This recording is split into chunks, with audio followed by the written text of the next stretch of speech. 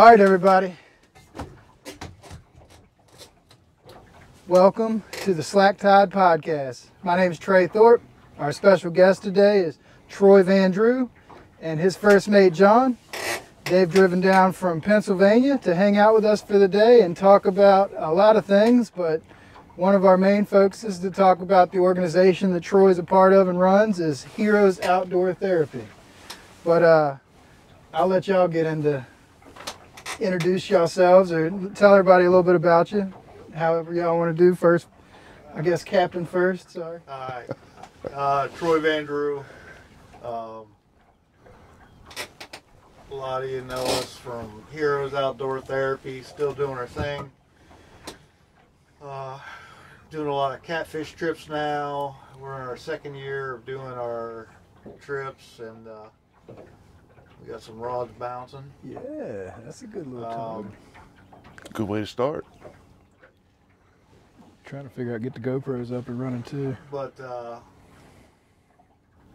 Heroes Outdoor Therapy, my wife and I have been running it now. I believe it's 7 or 8 years. We do hunting and fishing trips all around the country.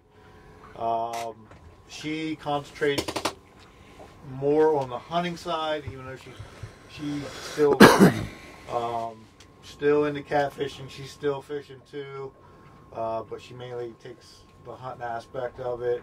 I do the fishing side of the house.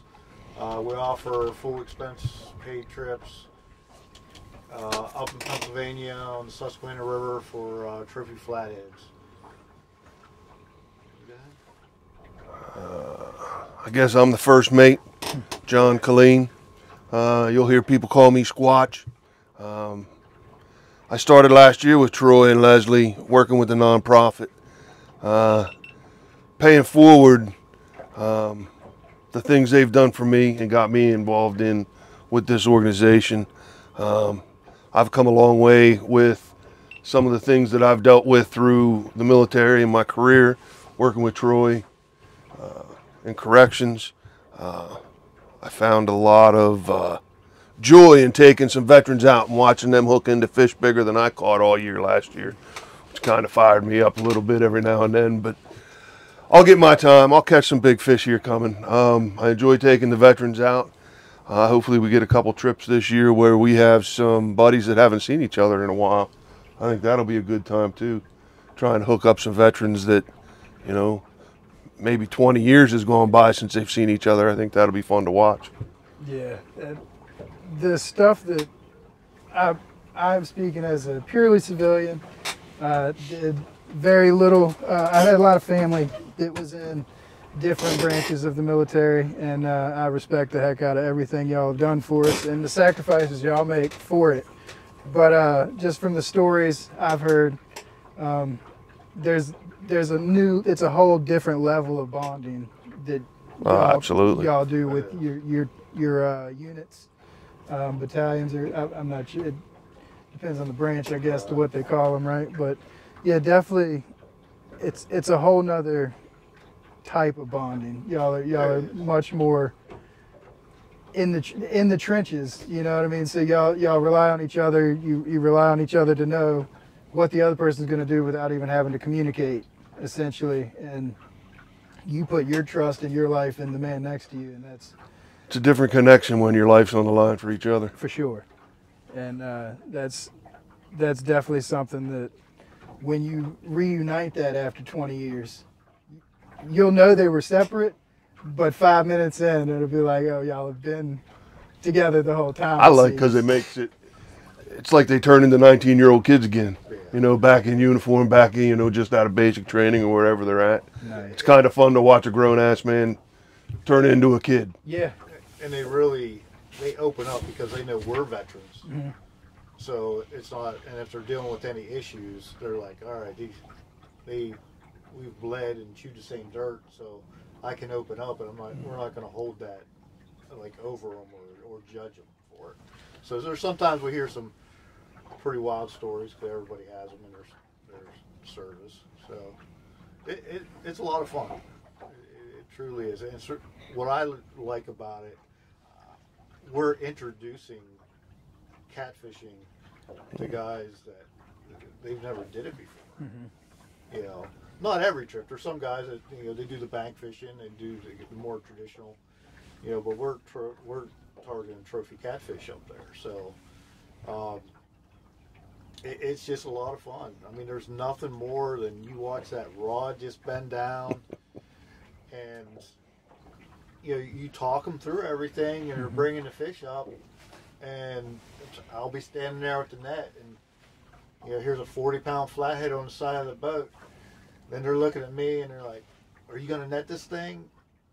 And all of a sudden, that fish just goes right back down to the bottom. Not yet. I'm like, "No, he's not ready to come in yet." Then they're like, all buggy-eyed, looking at me, they're like, "What are you going to do?" I'm like, "Ride that pony. Just go."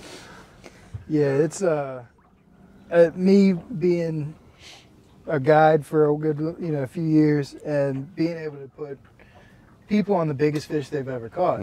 Now, we're extremely spoiled because this is what we do, and we get to fish on the James River, which is an amazing fishery when, at its best. But it, being able to, for us, a 50-pounder on the occasion, like I said, we're spoiled. So a 50-pounder is kind of where we start to get our warm and fuzzies. Anything less than that, we're all like, it's hard to explain that to somebody whose biggest fish is a 5-pound fish or something of that nature. So one of our rules was always, every fish that gets into the boat's a good fish. I don't care if it's a 5-pounder or a 55-pounder, you go treat it like it's a giant. Yeah. And us being, privileged to be able to come out here and do this all the time, the biggest fish I've caught is around 80. The biggest one we put in the boat's 96. Rick's got a 76. Like, it's hard to beat our personal bests at this point. So being able to give everyone else that comes out here with us a personal best, really, it's something else. Like, you feel awesome when you catch a fish. Magnify that by about 10 when it's, somebody brand new to the sport or somebody that's never done it before. Oh, absolutely. When you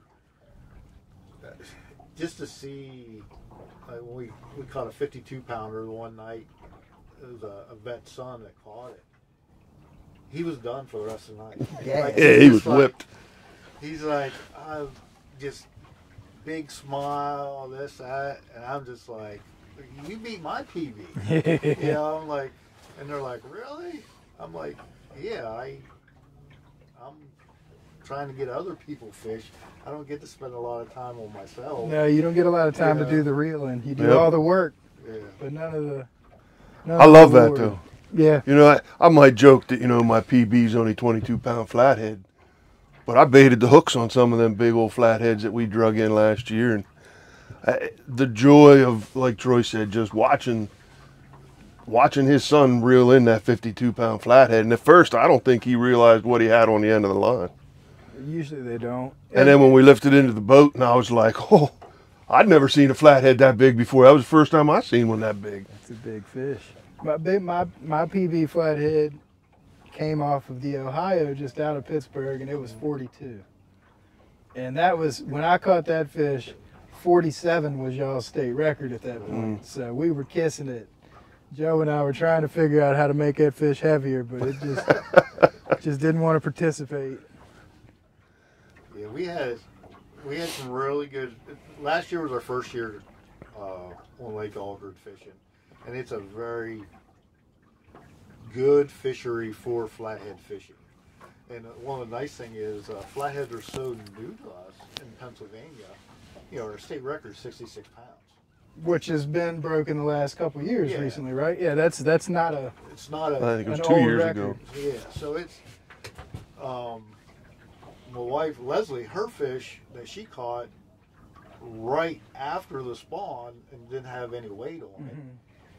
It would have probably been the next record had it been eaten in October. Yeah, had it been the fall or when it'd been packing on some pounds. So it's somebody's next couple of years is going to get broken a couple times. Yeah. I mean, it's a really nice fishery. Well, and y'all have got a lot of good anglers up there too. I get the pleasure of, I benefited a lot off of Pennsylvania's winters in my first few years guiding out here, because all y'all guys get froze over and come down here and fish with us for blues. So it's a good timing for y'all, because when y'all are froze over, we're hammer time here. It is our absolute best time of year.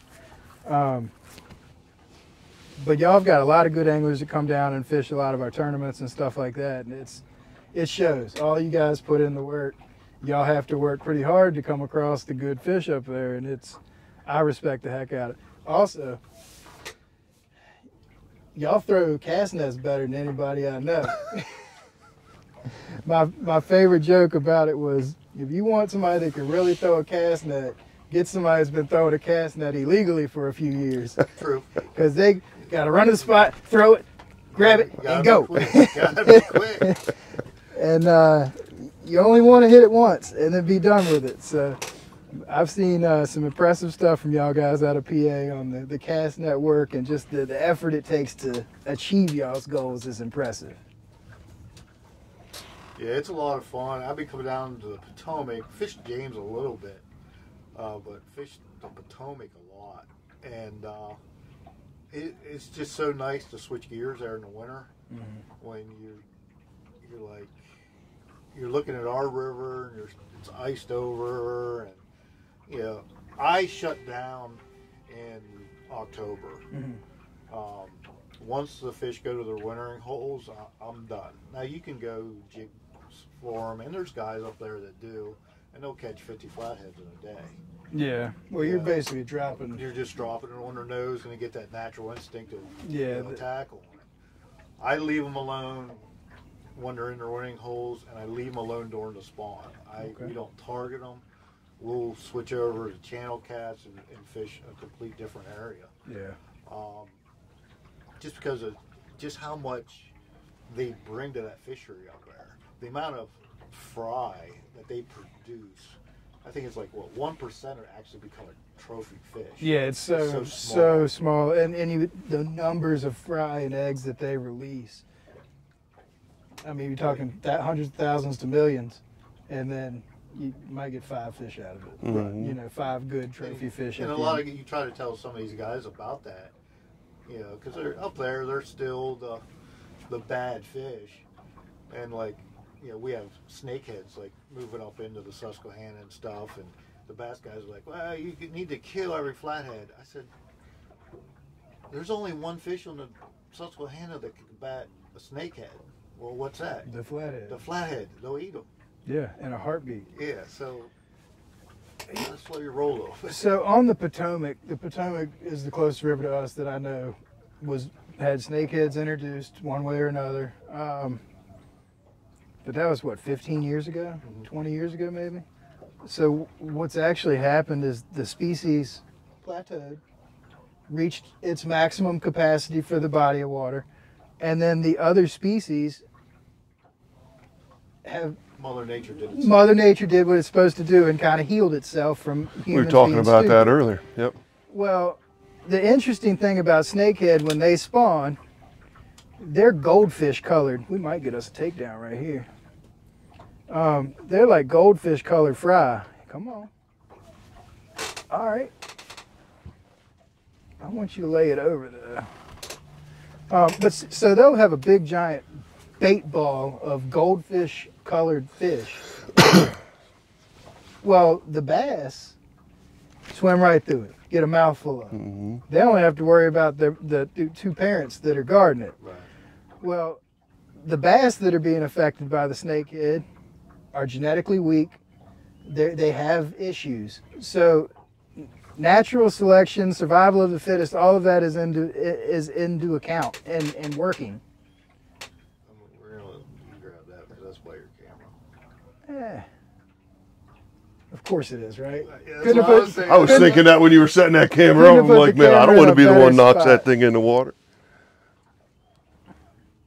I just want it to commit a little bit. It could be a small fish. A lot of times, though, the big ones will scoop up a piece of bait and just kind of mill around for a little bit. Right. And Before it takes it and goes. Yeah, and then they decide, he's got it in his mouth. He's just kind of meandering. We'll see what we can do. See if we can put a hook in him.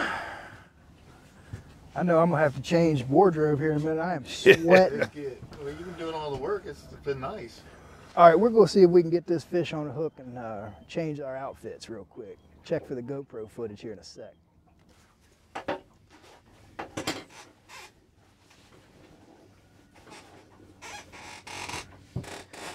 We were up by the city last week. Just took my daughter and Christian's daughter out for a couple hours. We caught all kinds of channel cats. We were out there bait fishing. All we could catch was little channel cats like this. That's what you use for bait. Shut up. We want flathead fishing. Though we were in the right area for flatheads. See, that's the thing here. You can go up above the city and do a bunch of rock hopping. Take a minnow bucket with your bait in it and a couple good fishing rods and jump around, and you can find where they're just staged up and stuck in between the rapids and stuff. Drop a bait in there and it's hammer time. If you're not used to blues, like if we see that, Oh, I'd be freaking out right now. yeah, We'd be on. We'd be like,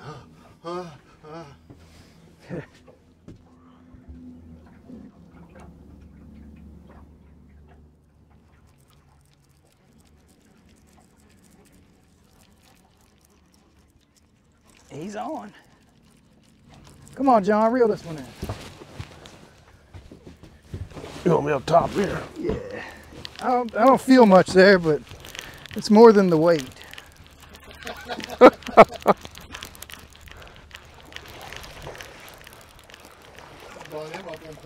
Hey, that's the way to do it sometimes. He sure did bring it up on plane. All right. And we just lift it up in? Yeah, just flip it back. We boat flip dinks around here. There you go. First fish of the day. Make them talk. Look at that hook doing the work though. Yeah, it did. This is the perfect eater size fish here. If you wanted to eat fish from the James River, you want them about this size. You can get a couple good fillets out of it. And then you're helping the fishery by removing smaller fish, and you're helping yourself by putting a good meal on the table. I'll take a first blue. That's all right. Is that your first one ever? That's my first one ever, sir. Nice. And the cool thing is you got plenty of room to improve. yeah, that's all. The fat guy gets an eater. Imagine that. I do love me some eating.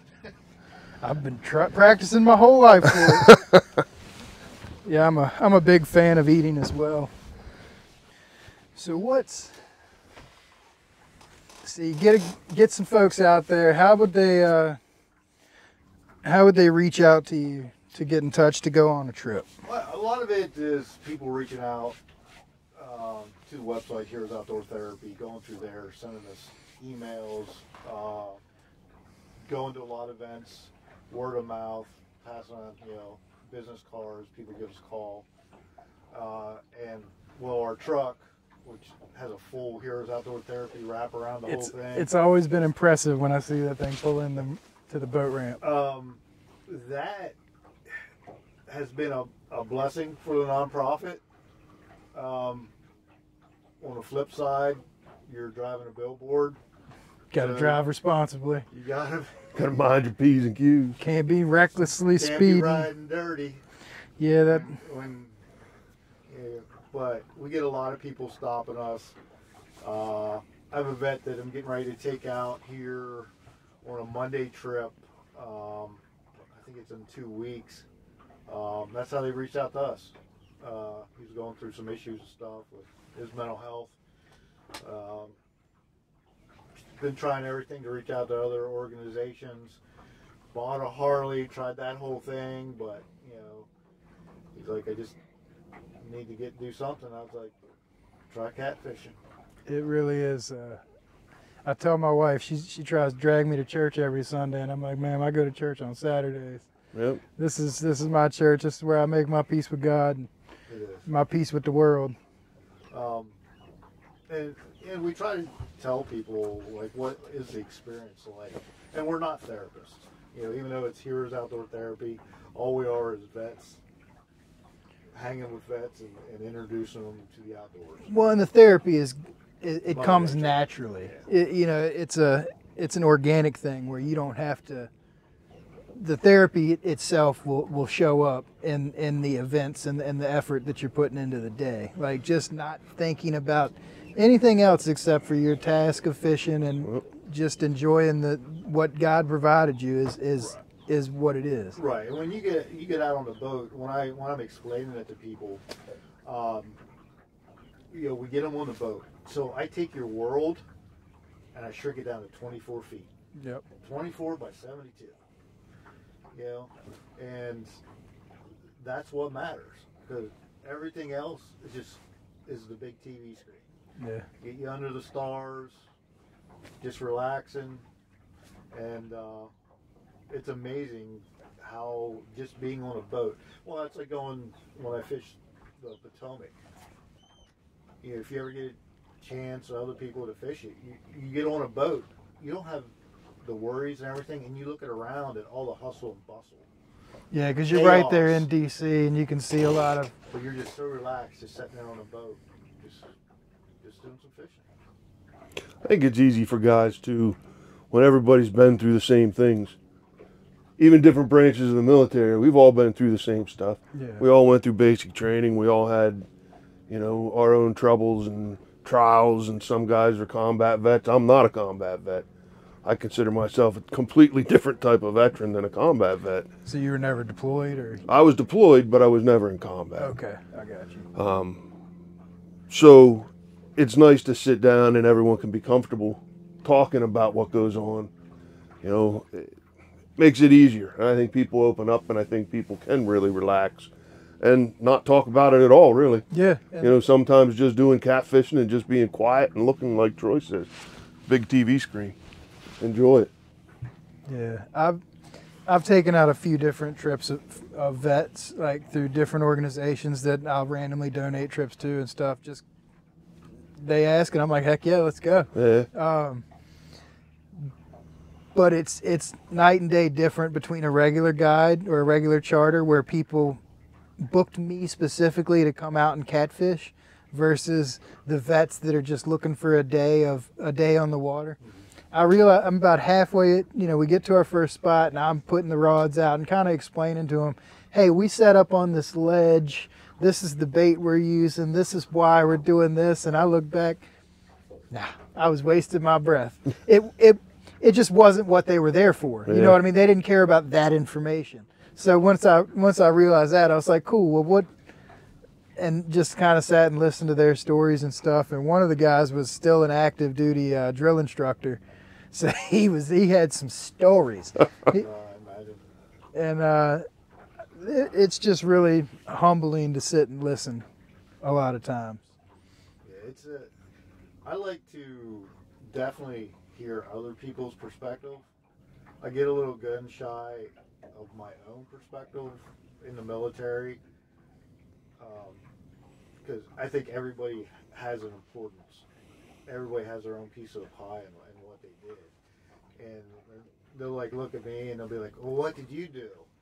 And jokingly, I'll be like, well, I hand out basketballs at the gym, which that isn't what I do. But they're like, I know, what'd you do? And I'm like, I got to go down this rabbit hole now.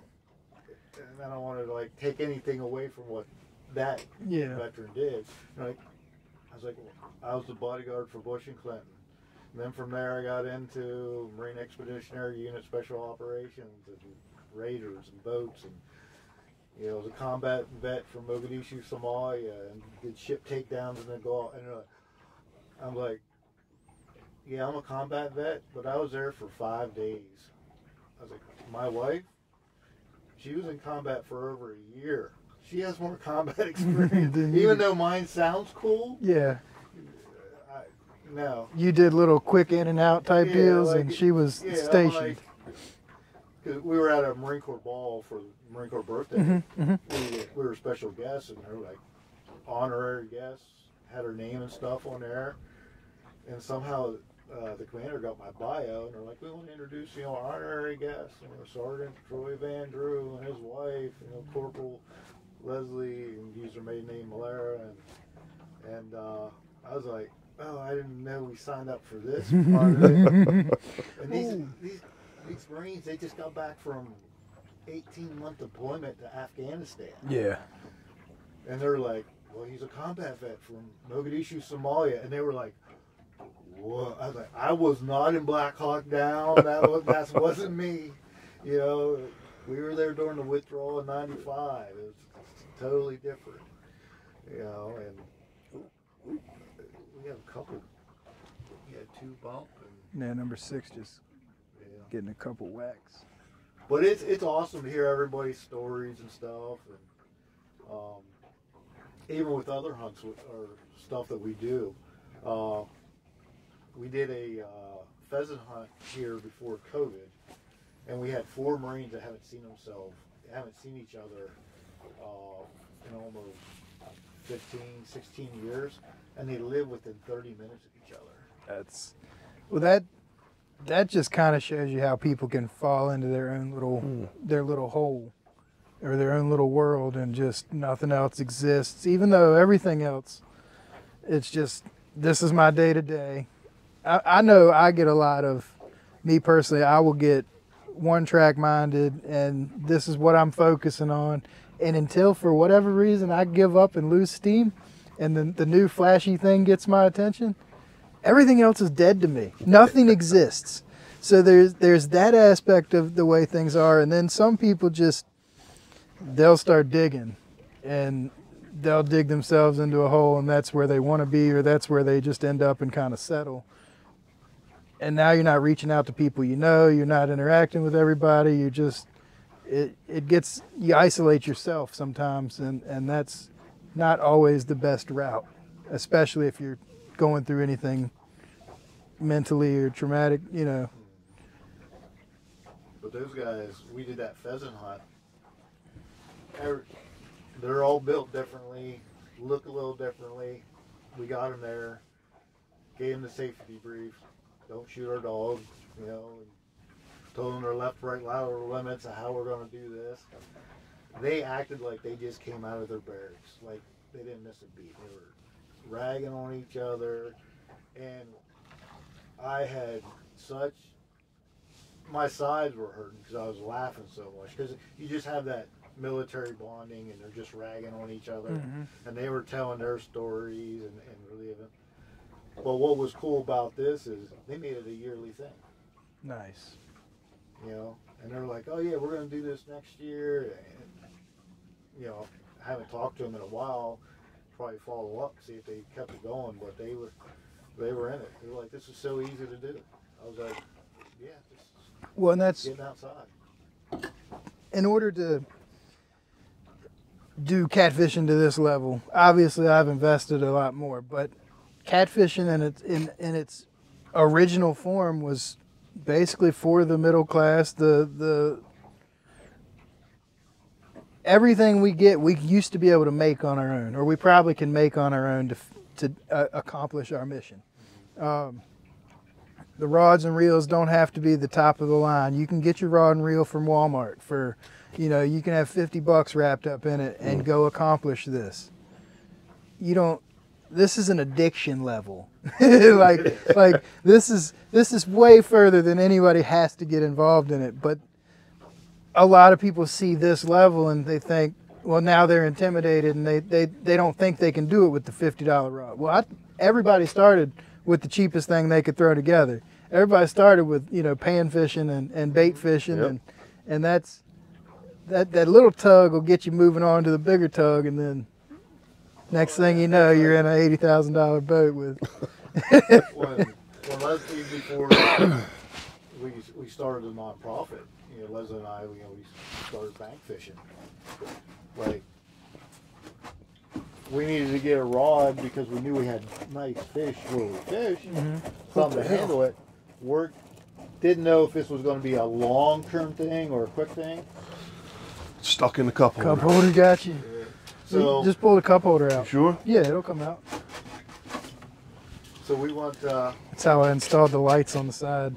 I thought I was going to break something right there. I'm like, oh no. Oh, this boat came from the factory, broke. You're good. But when we started, yeah, we did the normal thing because we didn't know what we were investing and everything. And yeah, we bought the Bill Dance Special Bass Pro catfish. Catfish special, Combo. bro. Yeah. You know, and we caught a lot of fish on those rods.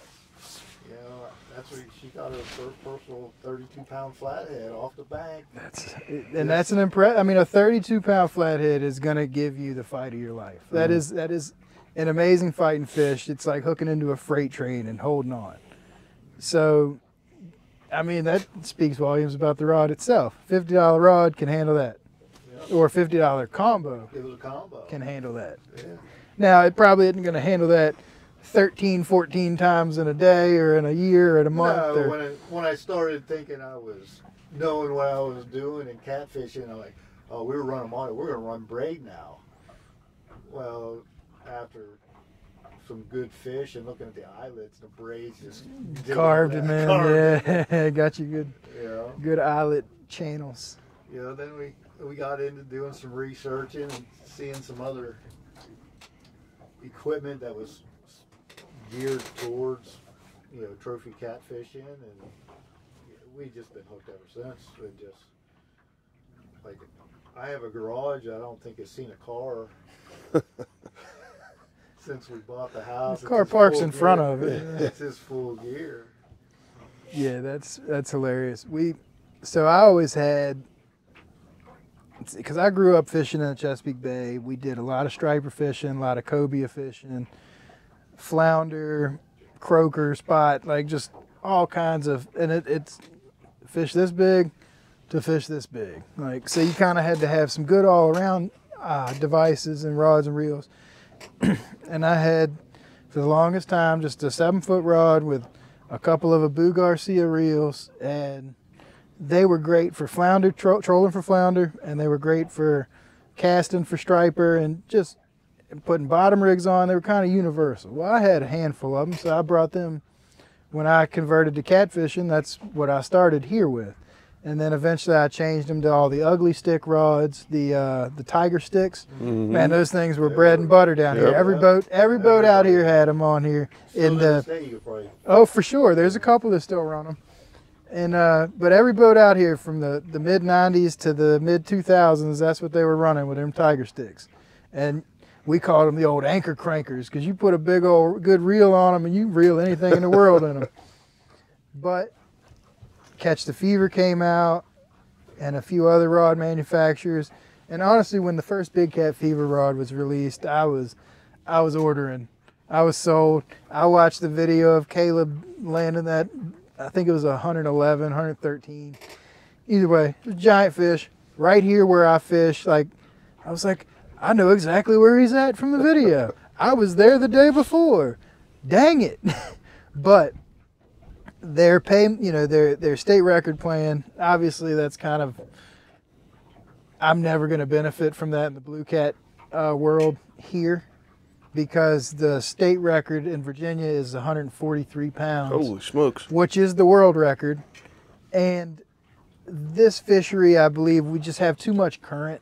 The fish have to burn too many calories just on a daily basis to actually get to that size. And now there's, like I said, I feel like 100, 115 will kind of be our top range. But we've had a lot of commercial pressure and a lot of different things going on that are currently really going to jeopardize our trophy fishery. And there's a lot of us behind the scenes kind of fighting the political battles and stuff as best we can, but it got close this year to them lifting the, our current regulation is only 1 fish per person over 32 inches per day, which honestly, based on the Virginia Department of Health that says don't consume these fish ever, then the fish of that size, then they've got a limit on like how many smaller fish you should eat. Well, then you've got another section of the Virginia government that's trying to implement the fast track program to get these fish out of this river, frozen, and into the grocery stores as fast as possible. It's like you got one side of the government saying don't feed the animals, and the other side feeding the animals. It just, logic is never there when it comes to politics and government stuff. But We're steady trying to fight that battle and keep these fish here. And our biggest thing is we just don't lift that, just don't change that law is the only argument we're making. Why change that law? You don't have a market for big fish to sell them and get rid of them properly, or use, like they're either going to be wasted and just thrown in a dump somewhere. They're just not going to, it's not going to trickle down to anything taking these bigger fish out. Not to mention, it's going to destroy the trophy fishery, which brings in millions of dollars to Central Virginia just to fish the James River, to fish Bugs Island Lake, and the few places we have around here. That's Bugs Island's curve. Yeah. North Carolina calls it curve, Virginia calls it Bugs Island. So it depends on which side of the border the person that lives that they're going to call it. But What accent they have. yeah, it depends on how slow their draw is. The slower, the better chance it's going to be called cur. But it's a whole thing that we've kind of gotten involved in when all we want to do is come out and fish and have a good time. The issue in Virginia is the blue cats are not native. They were introduced in the 70s. But they were introduced because humans had already destroyed all of the native species worth catching. And now the complaint is the blue cats are destroying the native species. And I'm like, what species? Yeah, they weren't here to start with. They was already gone when they were introduced. Y'all are missing the point here. In reality, it's all a shell game played by a menhaden company out of Reedville that's actually owned by a Canadian corporation, and they've been harvesting menhaden with giant seine nets, and their bycatches weighed in the millions of pounds. It's basically they're paying politicians to push an agenda that says the catfish are doing all this damage. It's not us harvesting the main bait source of the Chesapeake Bay. No, don't look here. We have nothing to do with it. But those catfish that don't even get into the Chesapeake Bay because of salinity levels, those sons of guns, they're the real culprits here. There's studies that have been done. The salinity levels, especially in this river, like the Potomac and the rivers further north, that storyline will hold a little more water because they're further away from the ocean, so your salinity levels aren't as high. But the mouth of the James is at the mouth of the Chesapeake Bay. So there is not a single catfish that is leaving this river to go into that bay. They're not going to be comfortable. They're not going to like it. The salinity level is too high. No animal or no creature that's alive is going to choose to be uncomfortable. Right. So that's kind of our line in the sand is if you're going to change it for anywhere but the James. Or leave the lakes and reservoirs alone and don't mess with the James. If you're gonna hammer Potomac, hammer the Potomac. Like we, as fishermen, we know. I mean, they've been trying to do stuff like this for 20 years, at different ways, shapes, or forms. They've got shock boat licenses that they're trying to pump through. They're doing everything they can to eradicate the species, and we're just trying to maintain our way of life. You know, there's guides out here that are full-time that depend on their income. And nobody's going to book a trip to come catch a mess of eaters. Yeah, right. You know, nobody wants to catch small fish. You don't drive to the James River. I had clients fly in from Oregon for a full weekend to fish with us. They're not going to do that to catch small fish. He can walk down his backyard and catch sturgeon all day long. So he's not going to fly across the country to catch small catfish. But this fishery is not selling small catfish. We're promoting giants. This is the land of the giants. You can come here and catch a monster. Anytime you put your boat in the water, you've got an opportunity at a 50 to 80 pound fish. It is in the fishing the Potomac. One thing I've never done, like with us, we're launching when everybody's going home. Yeah, because y'all doing a lot of the night stuff. All night. And that's us in the summer. And that's one thing I haven't done yet for blues. Eventually we will. But You have ice in there. I'm just gonna throw myself. Yeah. Help yourselves. Y'all can throw whatever y'all need in that cooler. But Don't throw it in that cooler. not that much. That won't smell good. It's gonna smell something. Now, do you see a big difference with nighttime? I mean, I know it's summertime. You're out because of water temp. We're out because of water temp, and we want to avoid the go fast boats and the drinking and the extra shenanigans. Yeah. Which I'm not knocking. Anybody who wants to come out on the river and have a good time. I enjoy the 30 minutes before I launch in the evenings, watching all the people come back from having a good time, trying to load their boats and stuff. That's 30 minutes of entertainment every time, every weekend, at least. But I don't think the bite's any differently, with the exception of we're avoiding boat traffic, Right. and We don't get. I don't want it to be 1,000 degrees out here either. I mean, this canopy is nice, but it's still hot, Yeah. you know, at times. So I can imagine because when we're out, like July when we switch over to channels, you know, it's still hot. yeah, you're just baking. You're just sitting out there, and you still get a nice breeze. You know, going through a couple mayfly hatches and everything. Fall, winter, and spring, you hate the wind. In the summer, you're like, come on, blow. And then there ain't none. And then it's just, Yep.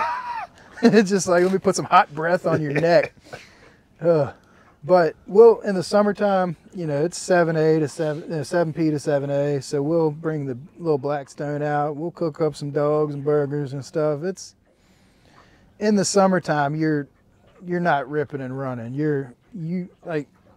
I'll have 3 spots in mind that I want to fish, and I'm only go fish 2 of them. The third is just in case somebody's sitting around where I kind of wanted to fish. And a lot of times we'll set up on one spot, wait for the tide to make us move, and then reset if we're, you know, if that spot's producing. Because in the summer, these fish are moving. They are going every which way. They're eating nonstop. They're just packing on the pounds. I don't want to run around chasing them. I will park myself in a nice flat and bring them to me.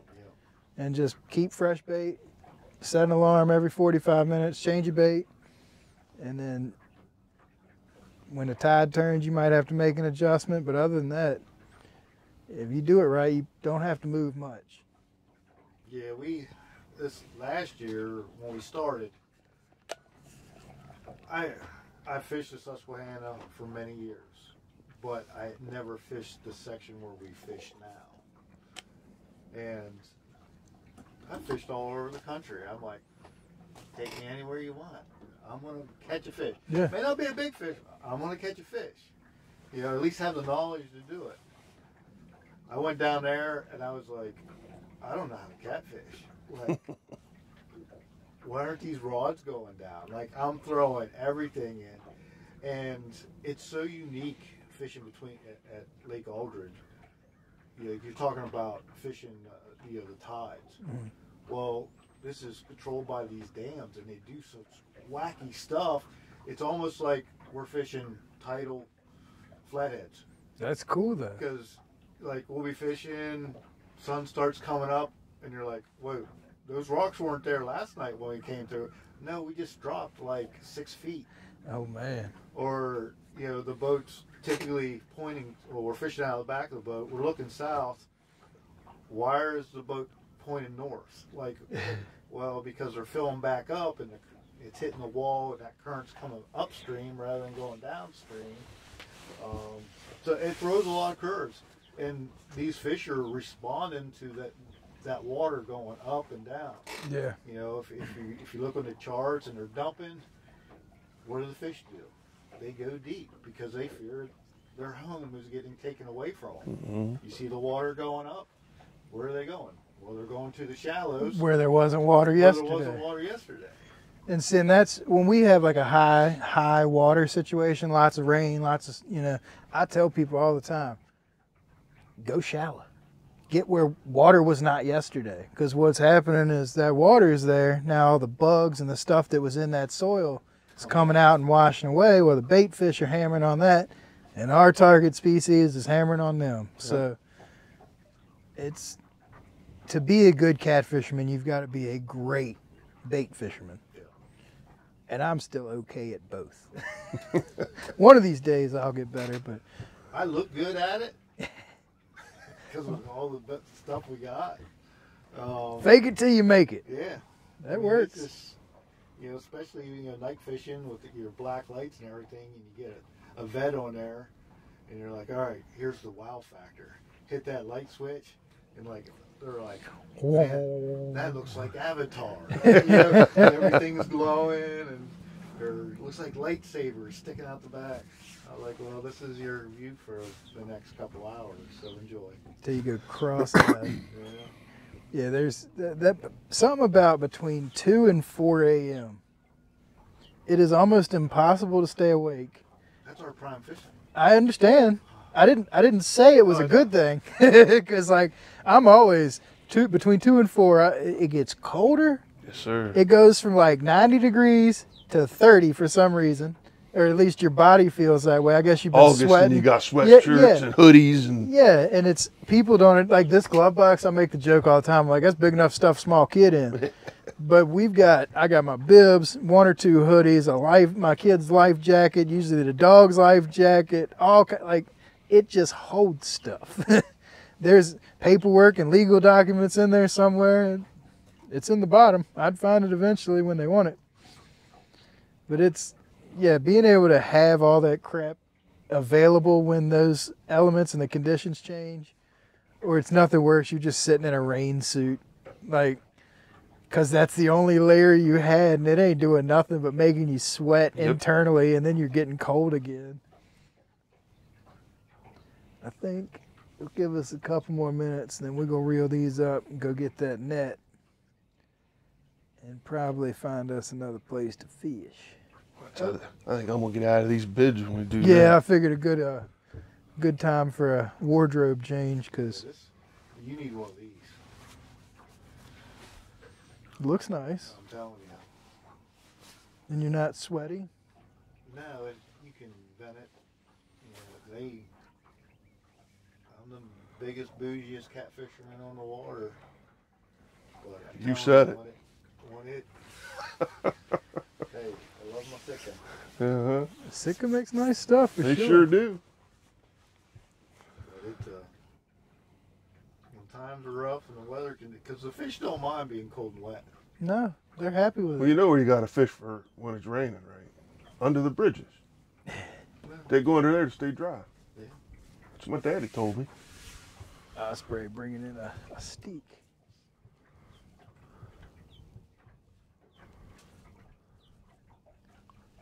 Yeah, that's funny. Fishing under the bridge. Here we go. Here we go. Here we go. Oh, short striking jerk. Yeah, Well, that's that one that's right here under the boat. Yeah, I just usually pitch 1 or 2 out just so you can. A lot of times, for some reason, the shorter rods, or if I were to suspend one, if I suspended one about 3 foot off the bottom, every 5 minutes it would just be a striper swimming by, grabbing a chunk of that bait and never hitting the brakes. I was out on Potomac one year, looking at the electronics. I was like, is there something wrong? They're like, no, stripers are coming through. I was like, never seen so many fish on there. I was like, holy, how are we going to get a bait on the bottom for catfish? You just got to get behind the striper, because a lot of times they will work together like that. As the striper will run through a school of whatever bait fish, and whatever they don't consume kind of tapers to the bottom, and the catfish is like, no, this is where I'm at. Catfish remind me of high school boys. They only have a few things on their mind, and they're as lazy as they can possibly be to accomplish that mission. Yeah. So it's me and the blue cats are very, very similar. All right, we're gonna get these rods up. We're gonna make a wardrobe and scene change, and we'll be right back with y'all in just a few. Give us 1 sec. Y'all can just. All right, so we have caught some more bait, ran upriver a little bit, found the wind, and we marked some good fish before we set up. So fingers crossed. And we changed. Oh, and a little wardrobe change, because It got warm out here. It was, what, 45, 50 degrees this morning when we got here. It was chilly this morning. I was actually, like, that temperature this morning was like, oh, I like this. And then as soon as that heater came up over the horizon, it started baking. So we are here now. And the way we catch bait on the James primarily is with a gill net. So we'll buy a gill net license, and then we'll have our net and everything, and we'll set it out in a bait in a spot that, you know, looks to hold bait, or we think hold bait, or we know holds bait. Either way, we run the net, and then we're legally allowed to let it soak for about an hour. This time of year is generally a risk letting it soak that long, because you're going to end up with a full net of a mixed species. But that's kind of how we get our bait. In the wintertime, a lot of times we'll end up throwing a cast net, and you got to get a little more creative. They're a little harder to come by. But what are y'all's techniques up in PA? Springtime, as soon as trout season comes in, I'm catching trout, freezing trout for my springtime cut bait. Of course, always looking for the wiggle. The bait wiggles, it's the best. Okay. So we're like tomorrow, I'll take a mixture of my cut bait trout, and I'll have a live bluegill. So we're going out rod. Anything you catch rod and reel, you can use for bait in PA. Okay. Minus carp. No, I mean, we'll use perch suckers are good ones. Probably one of my better go-to baits in order for producing a scent is fall fish. Okay.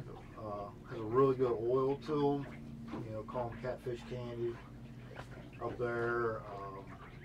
It works very well.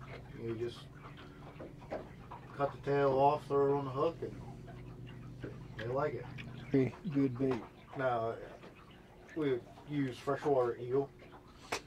That's a real good one. Very hardy. Mm-hmm. Stay on the hook forever. Slimy little things. So I hate them. I don't play with snakes, and that's what in my head I'm like, no, that's Satan's slinky. Like, leave it alone. Like, we ain't playing. So, but the hide on them is just phenomenal. Yeah. You're definitely going to keep that bait around. They're also very, like, they're oily. hardy. They're going to live. Like, you beat the piss out of eel, and he's just going to be like, nah, it's still alive, coming to eat your feet. You know, 52 now, I just learned this. They're like, why are you throwing eel into your live well? I'm like, well, to keep it alive. Like, duh. Like, I'm like throwing it back. They're like, nah, put it on ice. Yep. I'm like, well, what's that do? They go dormant. They go like slow down. And you don't have, I'm like, oh, that's way easier to put on the hook. Way when easier. they're, and then as soon as they hit the water, they're like, I'm back. Yeah. Yeah, eels are very... Well, by that time, they're in 20 pieces. I just got to get a hold of them. I just got to cut them. That's funny. Because we'll fish springtime, and depending on which body of water, I don't really use them a lot here. They're in the river and stuff, but I've had better luck with them in other rivers that we fish.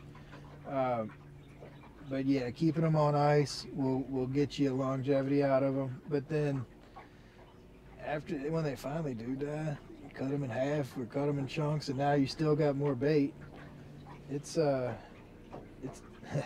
funny story. You say you don't mess with snakes. No, I don't. Same. I don't like eels either. Probably the same reason. But Rick insists on using them when we go to a couple places. So cool. He reeled in one day, and I'm standing up here on the deck casting everything out, and then out the corner of my eye, I see a snake slither across the deck right into my boot. Like, I about backflipped off of the platform just because just natural. Like, I thought it was a snake. I just a split second out the corner of my eye.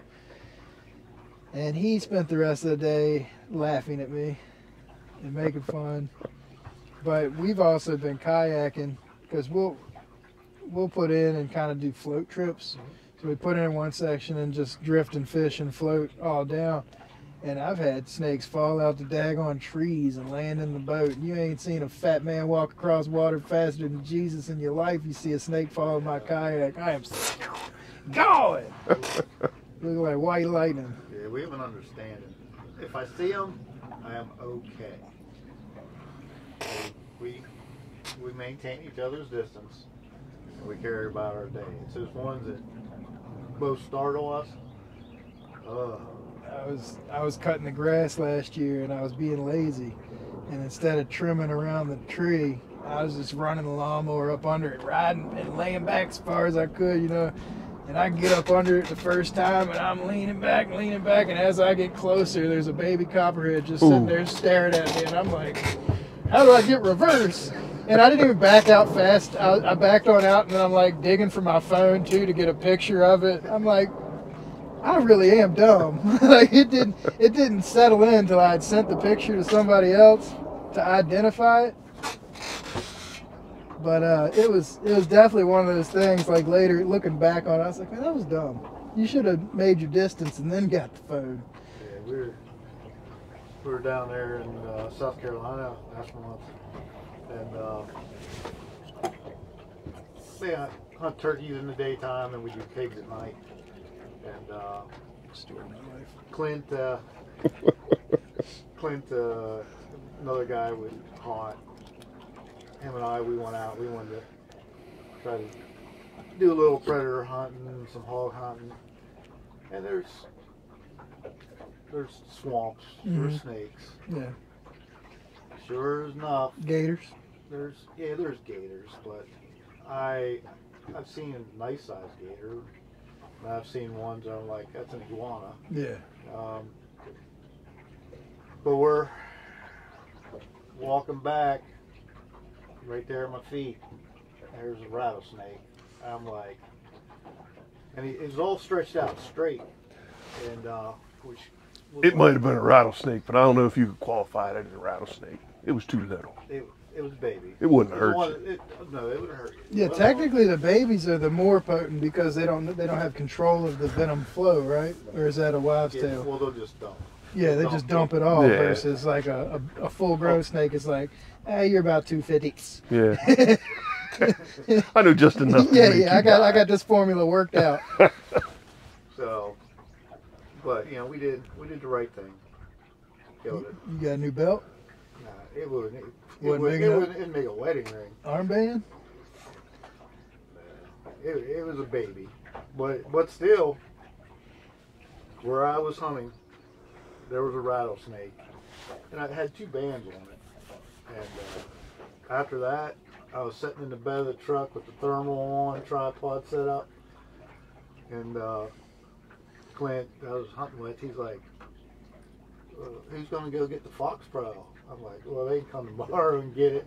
It's fine. They'll find it. It's daylight. We borrowed it if it's so important. They'll come get it. Yeah, I'm like, I'm good. That's funny.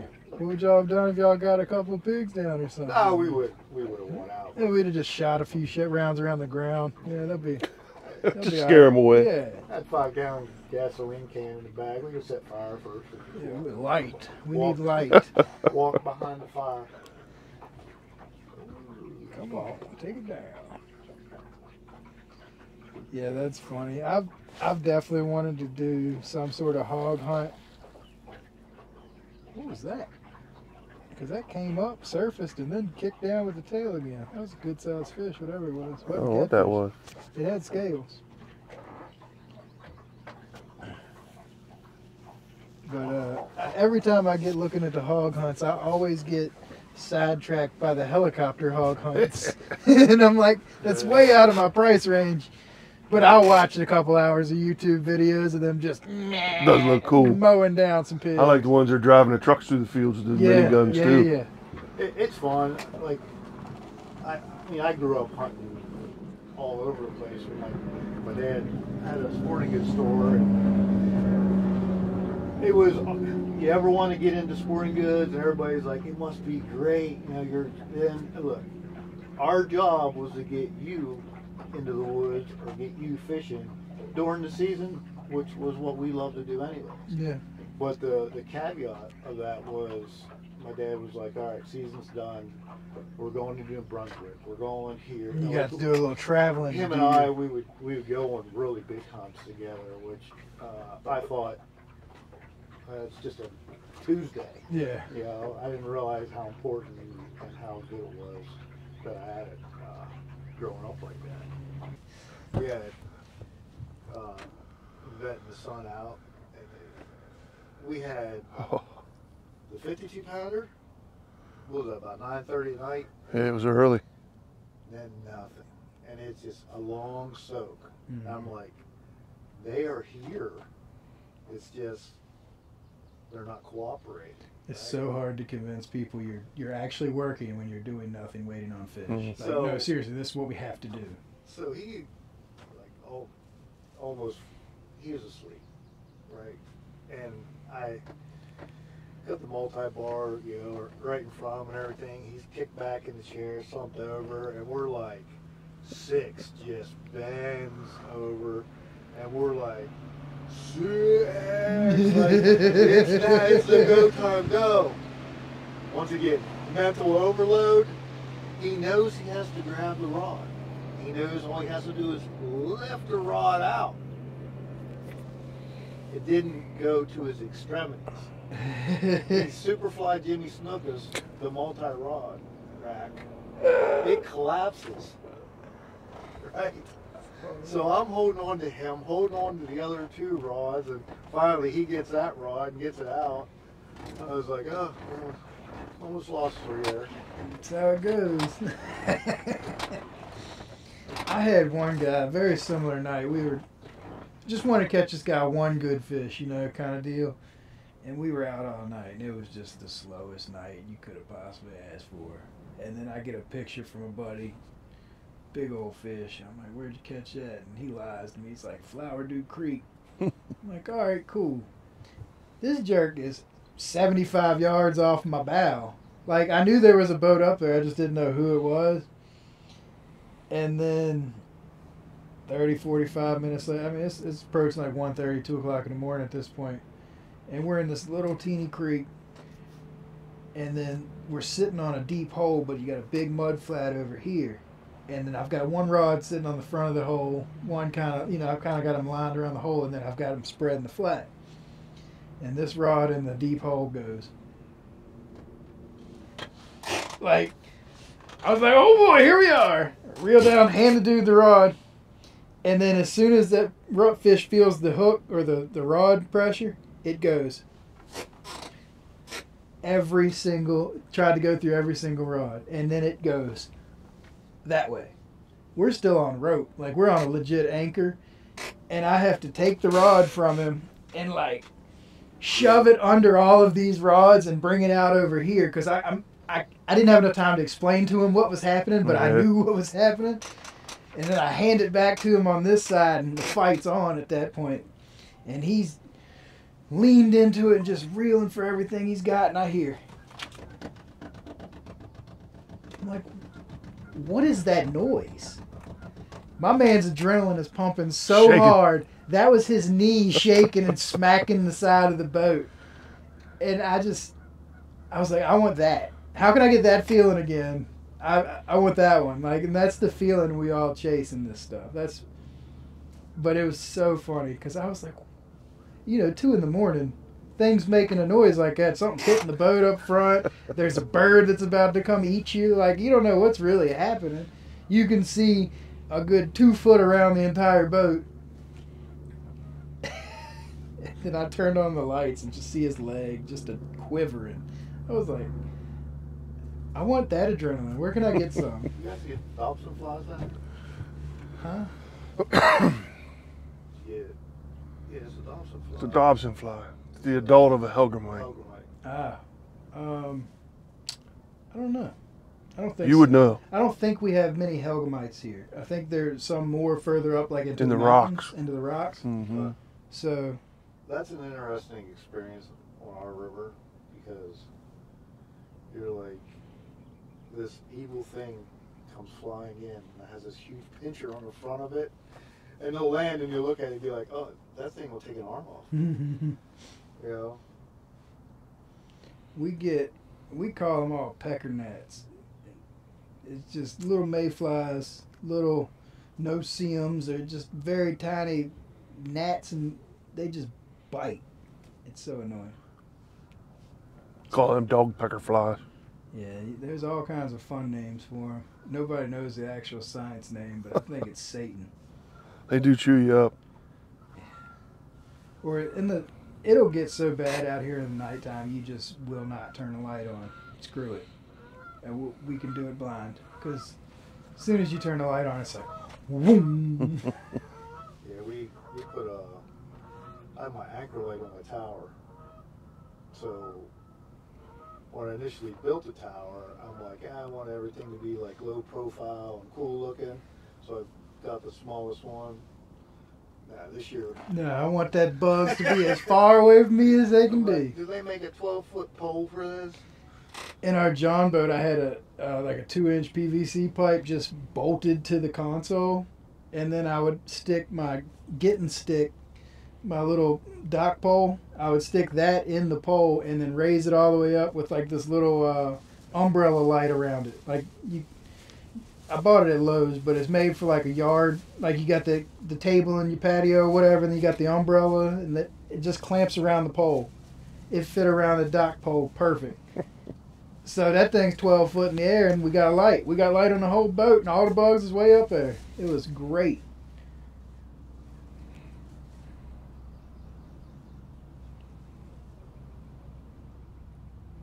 Yeah, it's an art to getting the light you need and the bugs away from you. Get one of the barges coming down river. Hey, just shine the spotlight on me for a couple minutes, please. That'll throw you off too when you're anchored up, and then all of a sudden you get hit. The whole boat just gets lit up with a spotlight, and the dude's like 1.5 miles away from you. He sees you on radar, and he's just trying to identify or put a shape to the blip, and you're about half asleep, and all of a sudden you're getting abducted by aliens. Come on, take it down, take it down.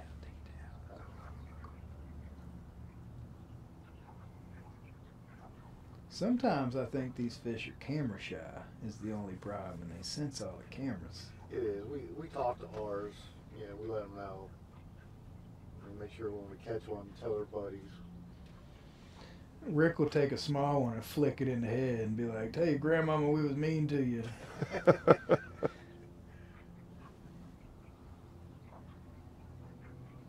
Or he'll say, "Your grandmother was a channel cat." Come on. That's 3 rods just got hit. That one's looking better. Get him, John. Reel faster. There you go. Ooh. There you go. It's got a little bit to it. More than that other one did. Well, it's not on the surface yet.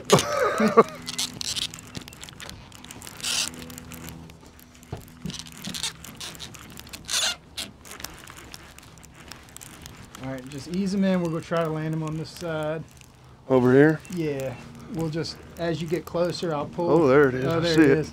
He's cartwheeling, so we don't really have to do as aggressive movements as we thought we were going to. Just bring him straight in? Yeah, just bring him straight on in, and we'll boat flip him. Once he gets a little closer, just step on down in the hole here. Look, he's like, let me get in the net. Nine. Yeah, that's a good one. New PB? Hell yeah.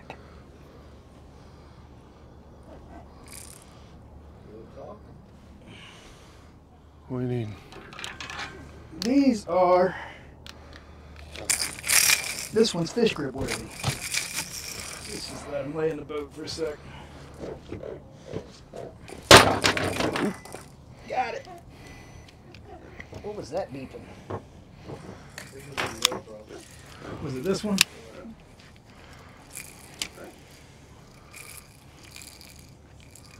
Cool deal.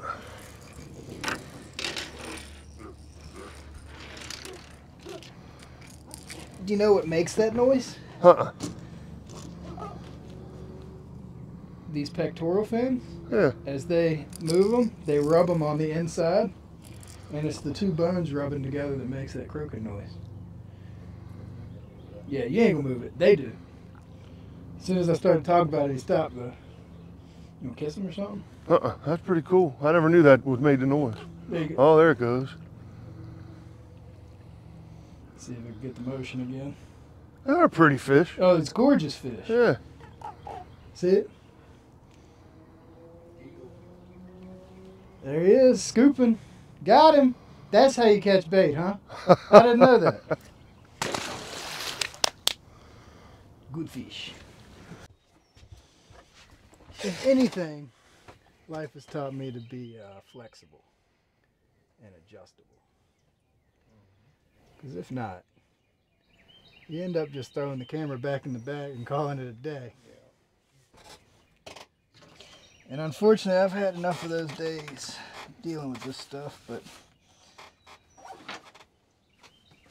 some of them will teach you to have spare batteries and chargers and every other aspect of the game. We need a backup for your backup, and then you're almost prepared. There's plenty of fish activity back here, that is for sure. Yeah, I'm kind of surprised this time of day. How active it is? How active this is. I mean, there's definitely fish. I know it got hot as sin switching all that gear over real quick. For some reason, my hands smell like shad.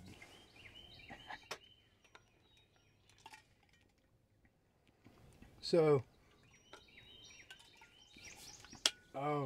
let's see. So you named your boat the Tug of War? Oh yeah, yeah. We toyed around with a couple of names. Wanted to get something. I mean, a lot of people know what Heroes Outdoor Therapy was. You know, there's hot rods. You're going down through all the list of what do you name your boat? And we came up with the Tug of War. And typically when I tell people that, they're like, all right, makes sense. You guys catch some really nice fish. You know, it really creates conversation to tell them, no, that's not what it means. It is a good play on words to start the play on words. And when you tell them how a veteran who's trying to get back into society, you know, he's on this ledge and he's pulled from every direction and just trying to stay balanced in life, but he always has that tug of war of what he experienced, and he just continues to battle with that through his life. So that's how we came up with the Tug of War, and it's so far it's been a good name for us. It's working for us, and it's love the boat. The boat's just a lot of fun. Yeah, mine. The name of this boat is nowhere near that deep.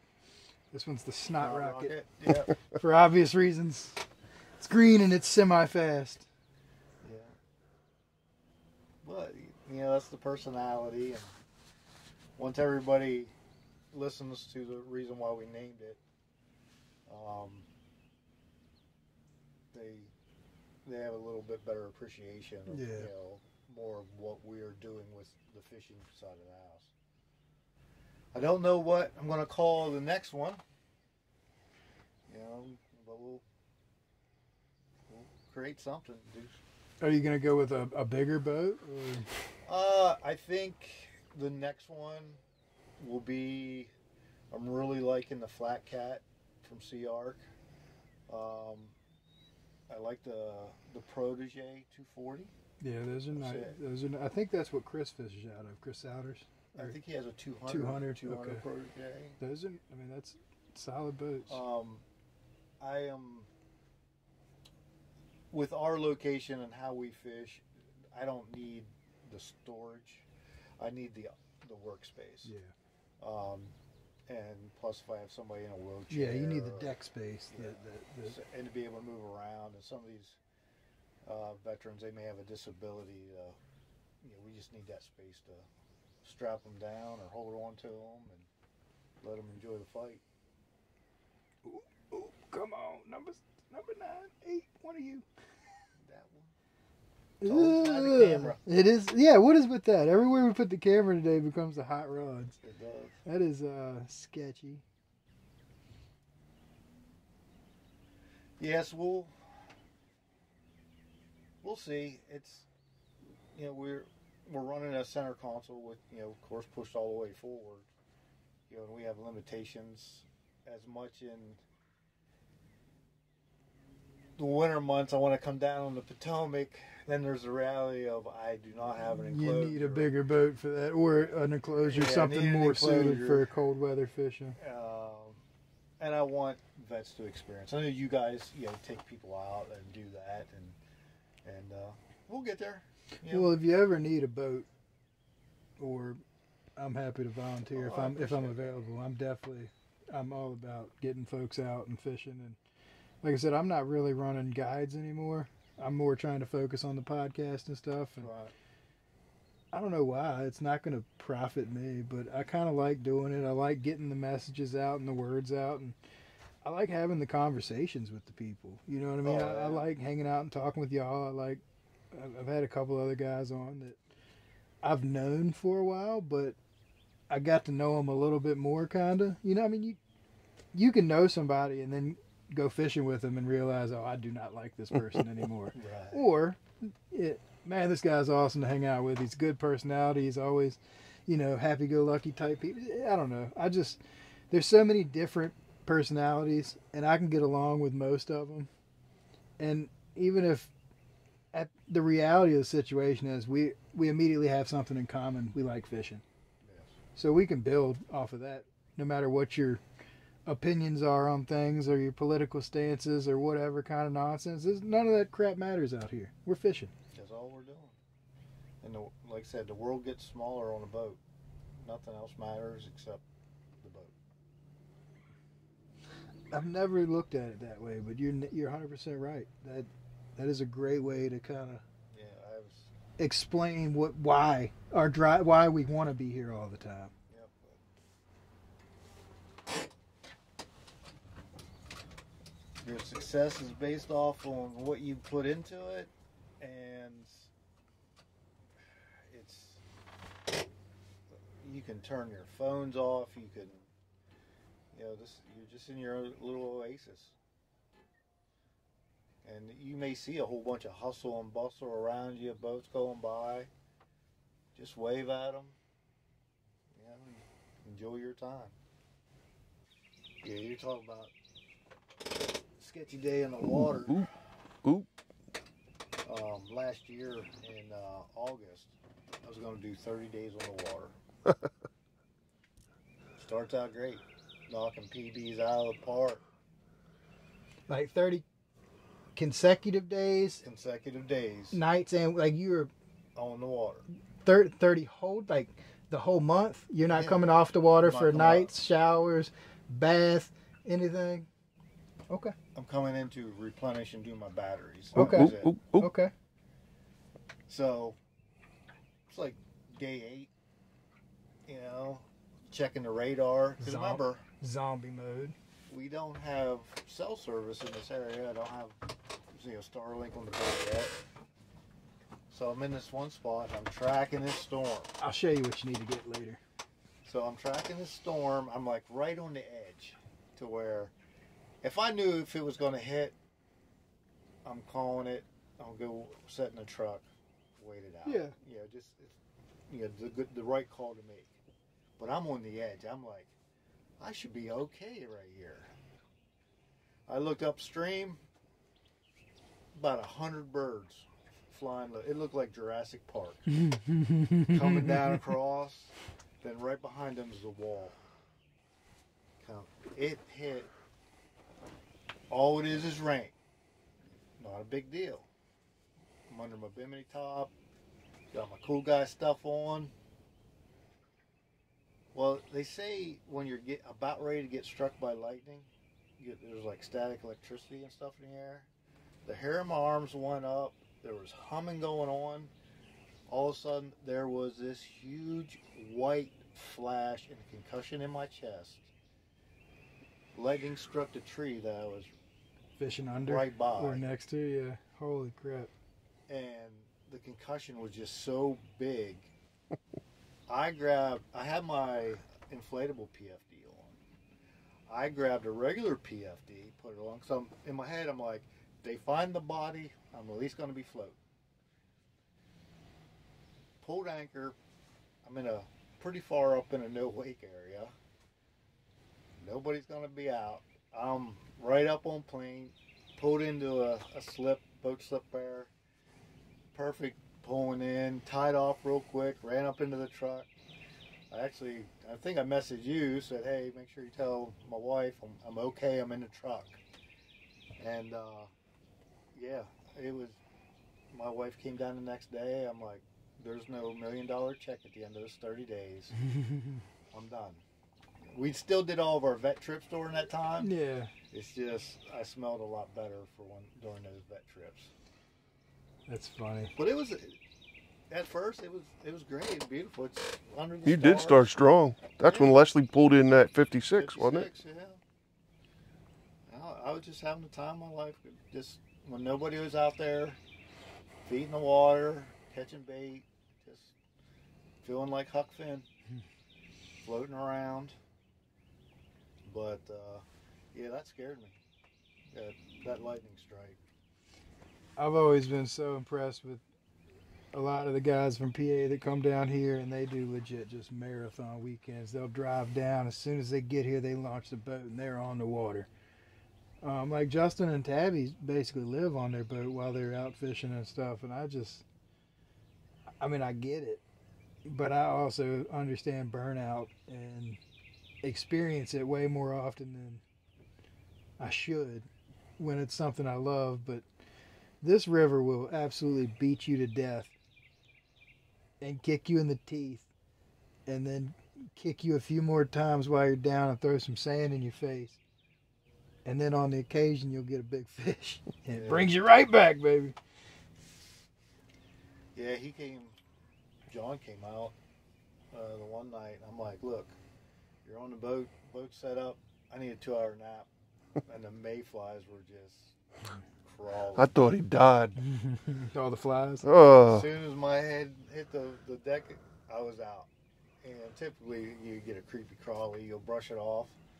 No, those mayflies, they could have picked me up and flew away with me. I didn't care. I was tired. He didn't move. That was that big, thick mattress pad you had, too. Yeah. Yeah, my wife got me a beanbag chair for Christmas, a marine grade beanbag chair. That thing is great when it's in the boat.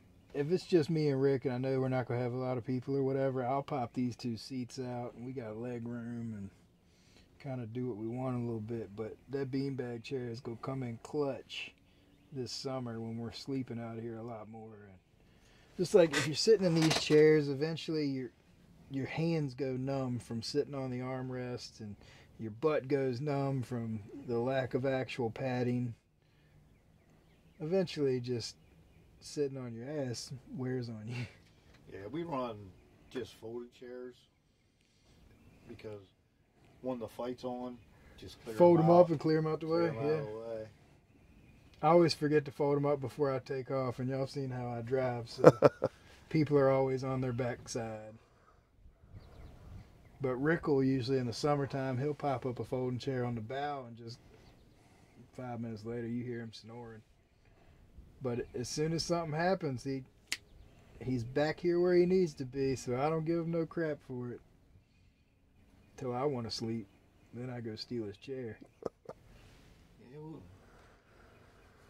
catch us some Z's out there. It's real easy to do at nighttime. You wake up, everything's bait free, or everything's tangled up in a mess. Now, like we've had pull downs here today. Number one just had a little bump there. And during this right now, you think all you do is you see the rod move.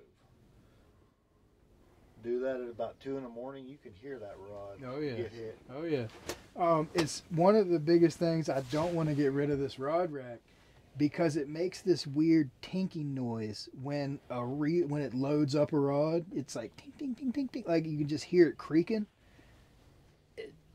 It's great because I'll be facing the other way, passed out asleep, whatever, not paying attention, got my hands full of whatever.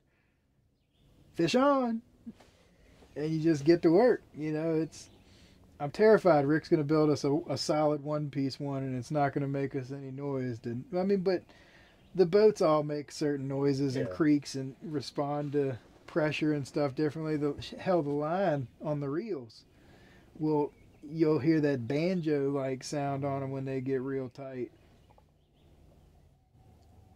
Yeah, we don't tend to use any, like, the bait clickers.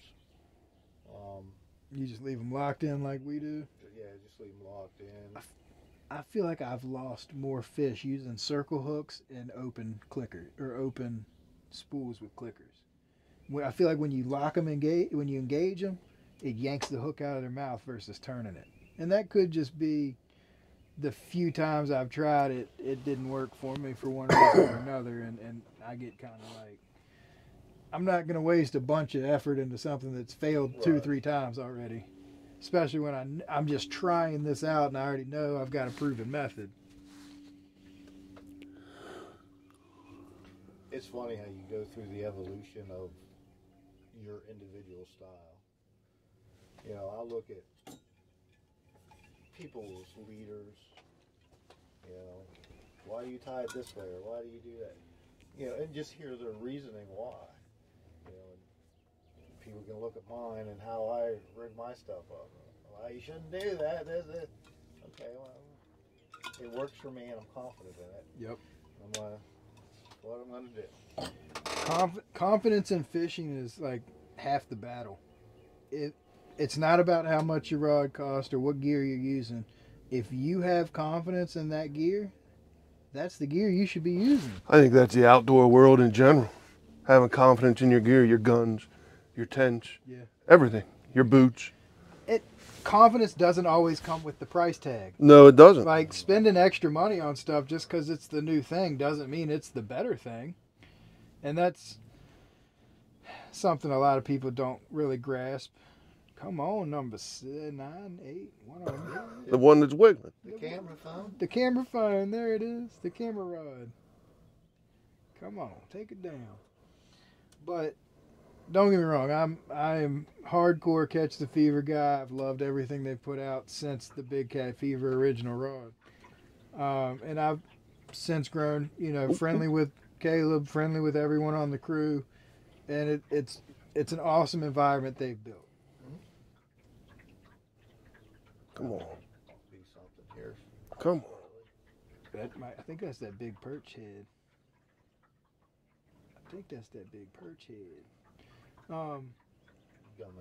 I've used Hooker's Terminal Tackle since James came out and he was the first actual sponsor I ever had, and that was 2018, 2019. Like, it was a long daggone time ago at this point.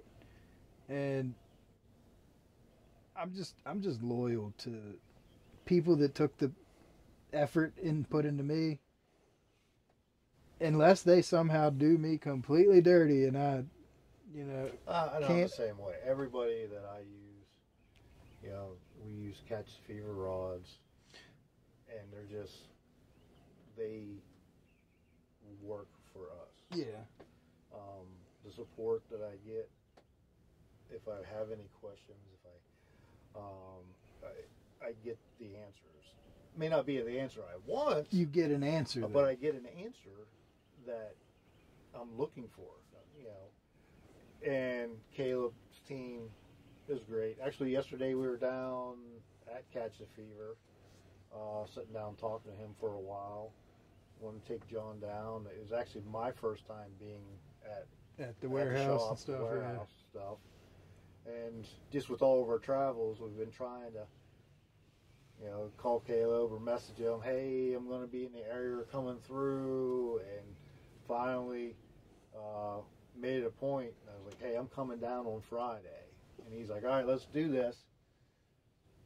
And he's like, we changed our shop out. I was so nervous when I saw that post. I was like, oh my God, they've made all this effort to get down there.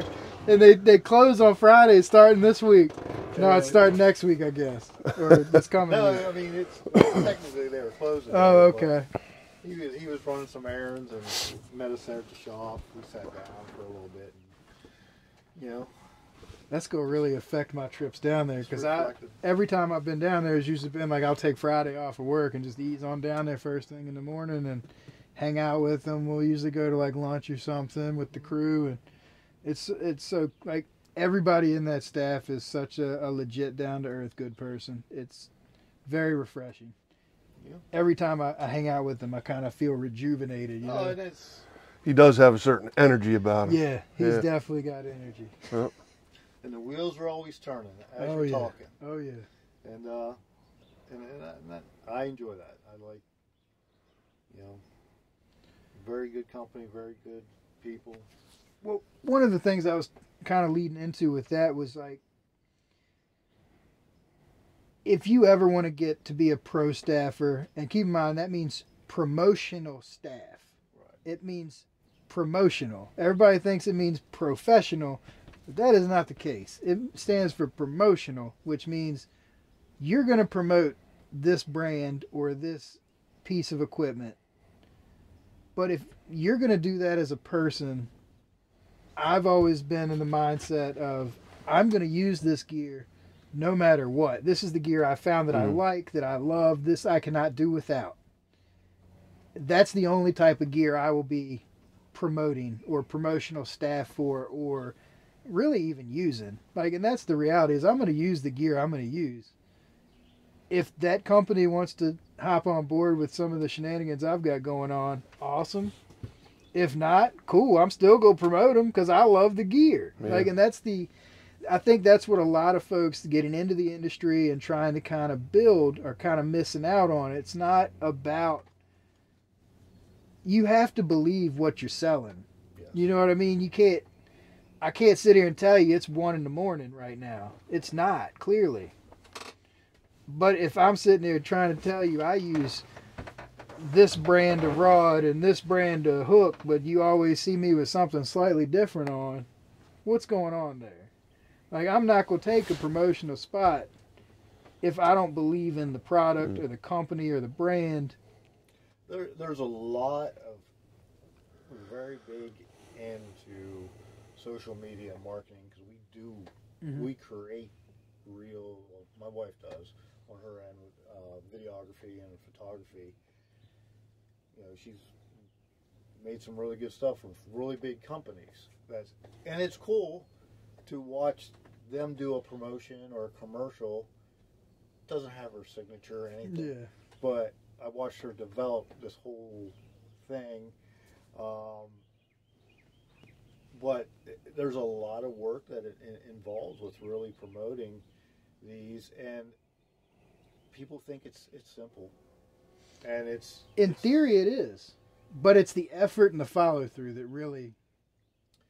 It's right now, if you were to look at my friends list and your friends list, we can promote stuff. We're talking to the same people, back and forth. Yeah. So what the niche is to do is learning how to bridge. How do you bridge over into other markets? Mm-hmm. And if there's 10,000 over here, and I get a 1% return of that 10,000. All right, that's fine. These are people that never was in this industry. Yeah. I've been on podcasts and there have been people that are like, I never even knew Catfish got that big. There are people that hunt elk, and then they're going, when can we come out and do this? Like, we want to come. That's the people who you're targeting. They're already outdoors. Yep. And they want a challenge. But they're people like me. I didn't know anything about catfishing when I started this, a year and a half ago, 2 years ago. I didn't realize catfish got that big in the Susquehanna River. Now I'm hooked. I hadn't even caught one of the big ones yet. That's funny. But that's how it goes. Outdoorsman chases, they chase that big trophy.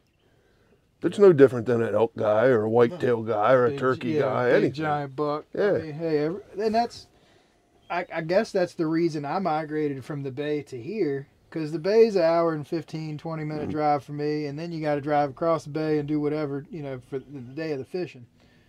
I'm 20 minutes from the house, and I can back boat in the water, and I got a good chance of catching a fish 50 to 80 pounds. Mm-hmm.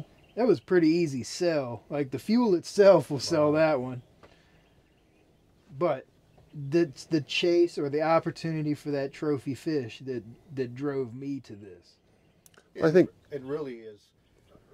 When you're reaching out and you're doing social media, what is the value? Because you only get somebody for 3 to 5 seconds on a post. That is it to really capture them. So when you get into that and you're capturing these people, a lot of these companies are like, all right, you got value because you have the reach. But for every one of those reaches, how much product is getting sold? Yeah. That's the end game for these companies. Yeah, and that's what has to happen, or they can't. Right. What's the point of them being in business if they're not selling product? So you can go out there and be a firestorm angler or whatever, but if you're not selling the product, you're no use. Yeah.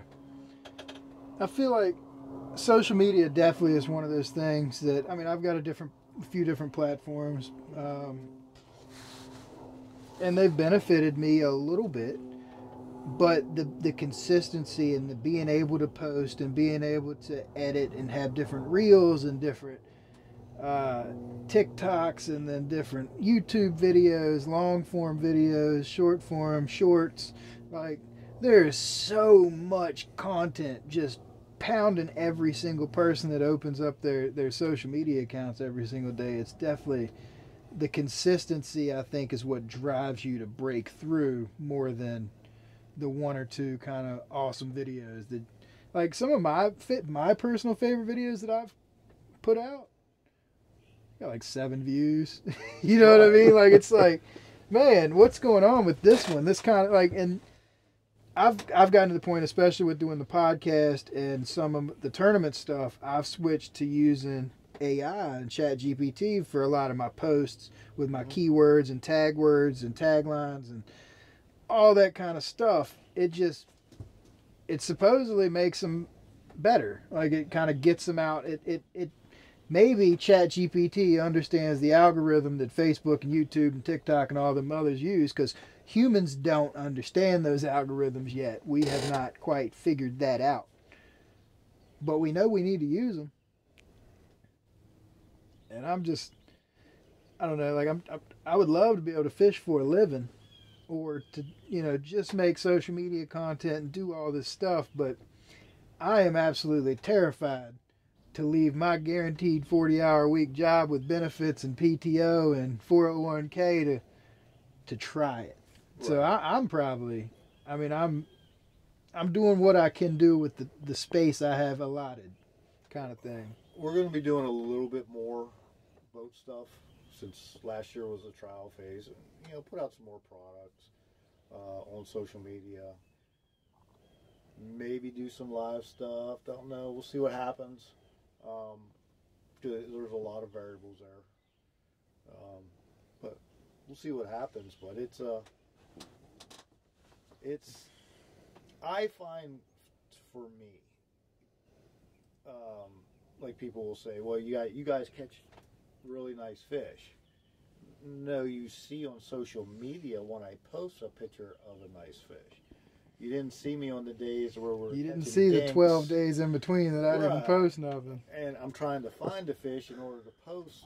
Or the 11 hours we sat there for that one fish. Yeah, that's a drop in the bucket. 11 so hours. The perception of what you're viewing is not reality. Yeah. So what I really get a kick out of are the people who take time and are really the teachers in the industry, explaining stuff, not just showing the finish line, holding up the trophies. How did you get to that point? And it could be something like, hey, even before the boat gets into the water, somebody doing a video on, these are my preps, these are my checks, this is what I do. Because as humans right now with social media, we don't have a long attention span. So we only have that little short window where maybe a 5-10 minute information.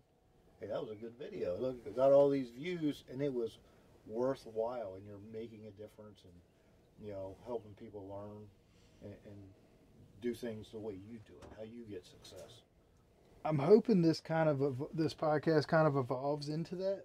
Like, definitely trying to just spread information and knowledge, but one of the things that we're doing differently, just to kind of finger in the air at the algorithm or the attention span, is this is going to be a 3-hour podcast. This could be close to 4 hours by the time I get done with it. So it's a long form. Right. I want you to put this thing on when you get in the truck to drive somewhere and just let it eat. Yep. You know, and there's a need for that too. You know, I'm talking about, I just woke up, flipped through a couple times, and yeah, you know, you got those little short windows. But I can take I can take all of our podcasts and cut them up into little clips, right, which hopefully will draw attention to it and have people come and sit through. I feel like the hang is kind of what some people want. You know, the hang out. We're just chilling today. We're just sitting out here, soaking baits, waiting on a takedown, and talking about life and stuff. You know, and I hope that kind of takes hold and people appreciate what it is and kind of pick up the little nuggets we leave throughout the day, because there's a lot that goes on in a single day of fishing. Number one again. Come on, I hope you catch one on that brand new rod. That'd be sweet.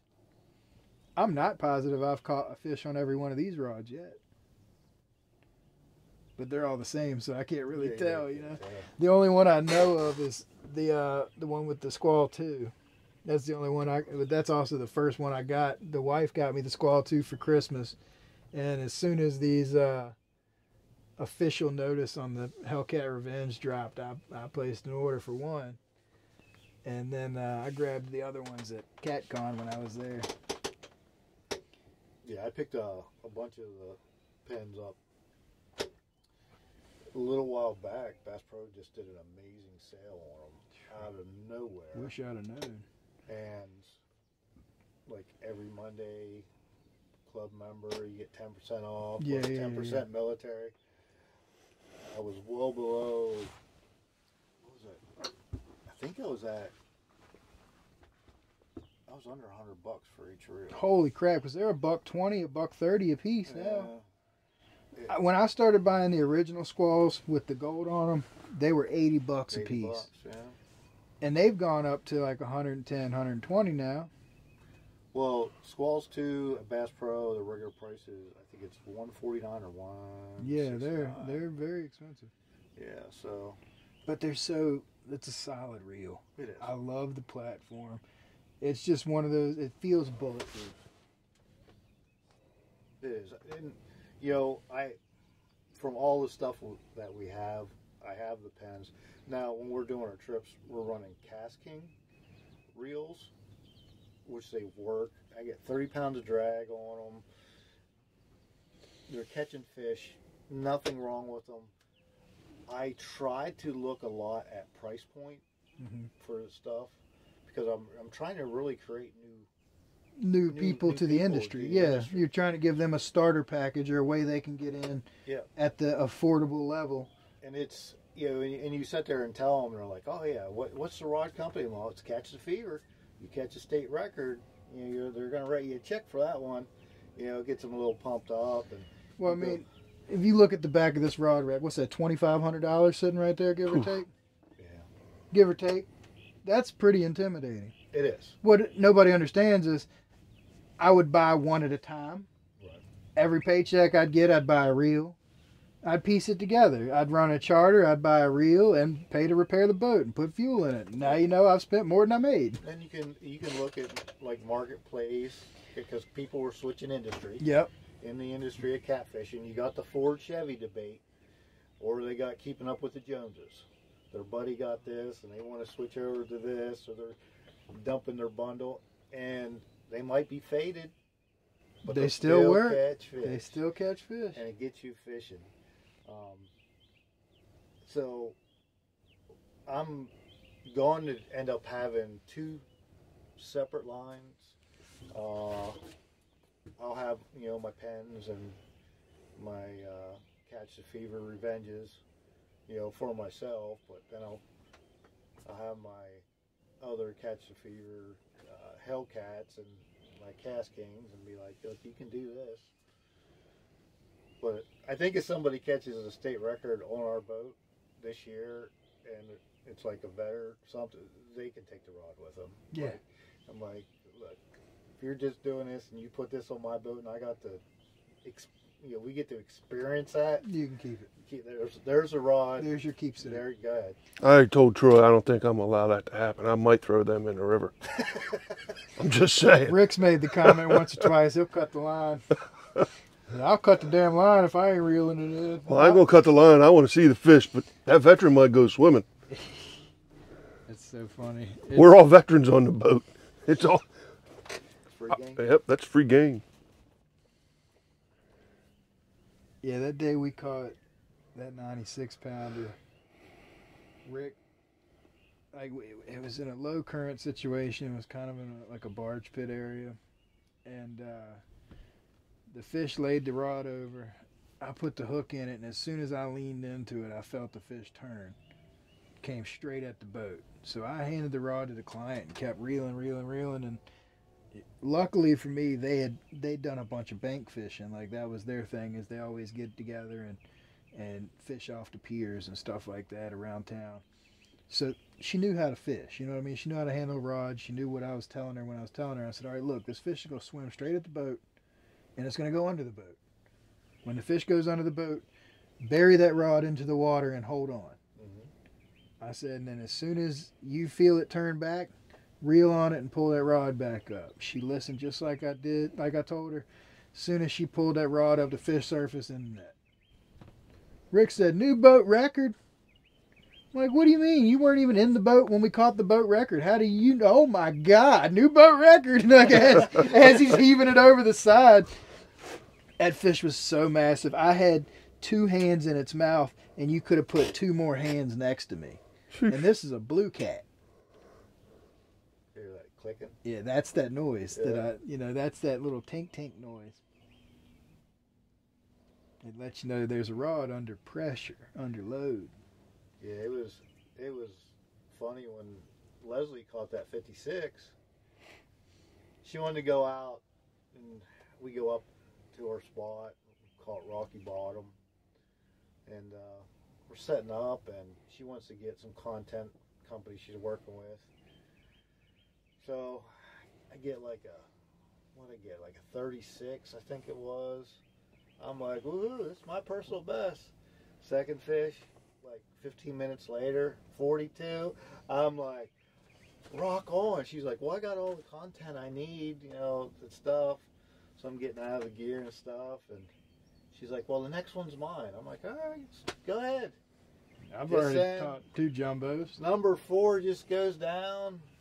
I help get it out of the rod holder for her. And she's caught big blue cats, and she knows how to handle the fish.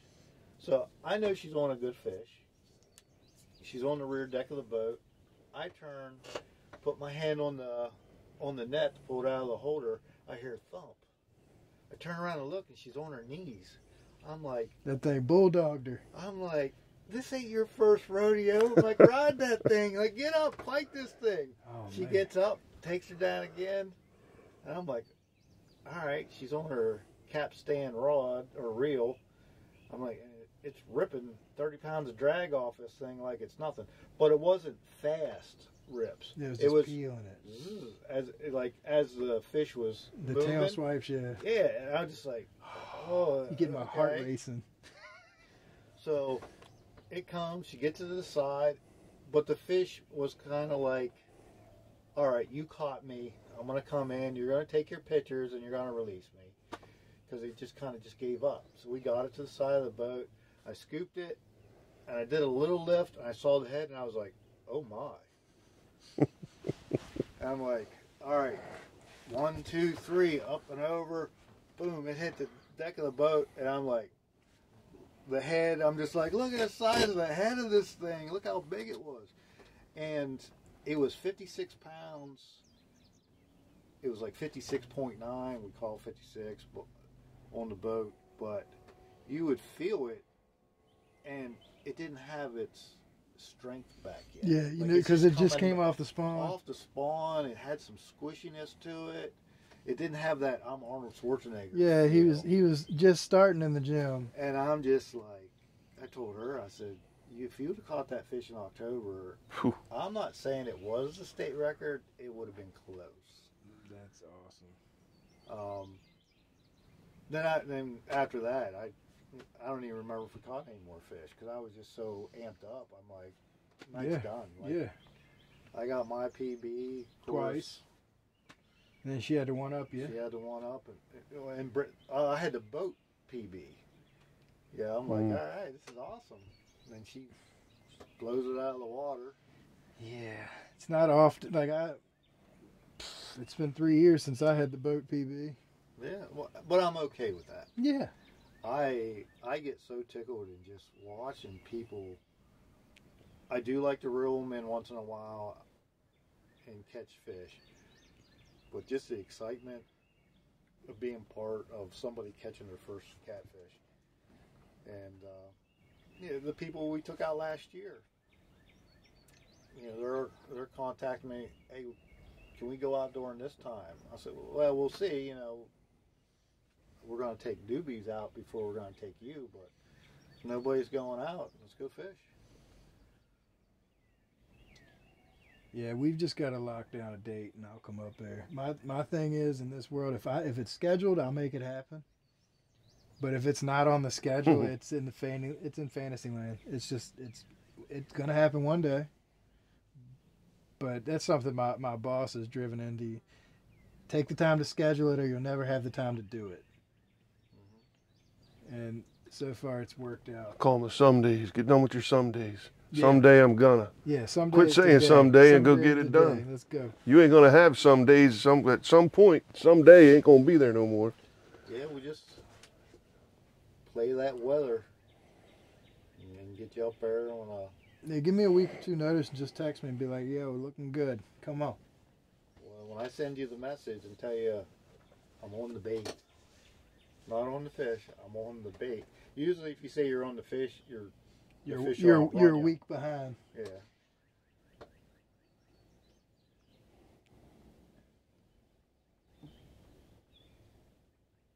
Yeah, because I got to cross over the Susquehanna a bunch last year. I was doing a bunch of work up in Albany, so every time we went back and forth, I was like, "Hey, I can see it."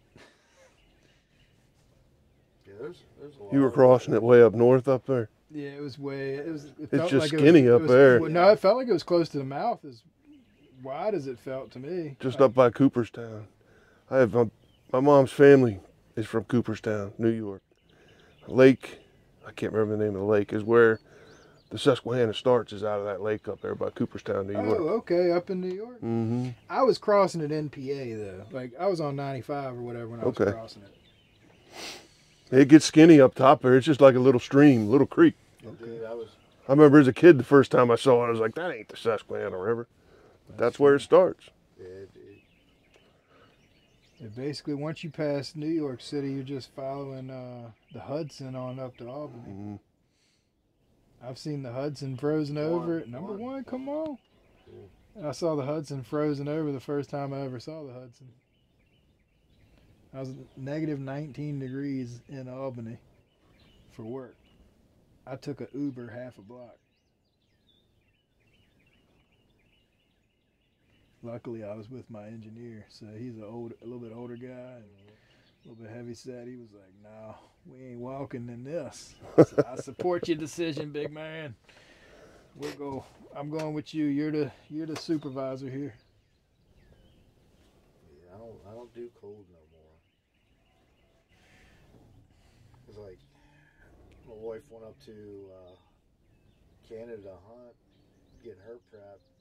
She's like, "You want to go?"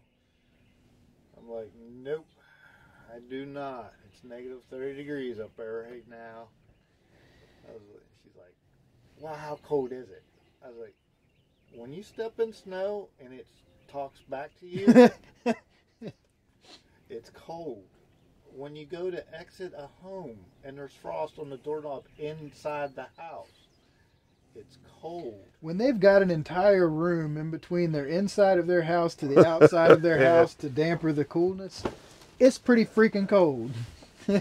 They've got entire rooms up there that are just made for, like, you open the one door and it's like, oh, you're in a laundry room. But they don't have a door on the other side and it's just nature blowing in. And you're like, what in the hell? If you close that door, it'd be better in this one. Maybe that's just Alaska houses. I don't know. It's cold. I imagine you got to do some pretty extreme things to get through stuff like that up there. It's a different cold because everything's frozen and there's no humidity. Yeah. But it's cold. I guess when you're at permafrost levels and stuff, right? Yeah. I've never been to Canada. I hunted up in the Cree Indian Reservation, and the last 12 hours was driving on dirt ice road. There was no AM radio station up there. That's how far north we were. Holy crap. My dad had a cassette tape in his truck. Gloria Stefan. Try that for 12 hours. Flip the tape again. I'd have rode in the bed of the truck. No kidding. But so what I got for Kings of the James, because if you remember the last year you were there, our live feed is pretty choppy. Yep. Pretty choppy. And we struggled with getting cell service at the boat ramp, excuse me.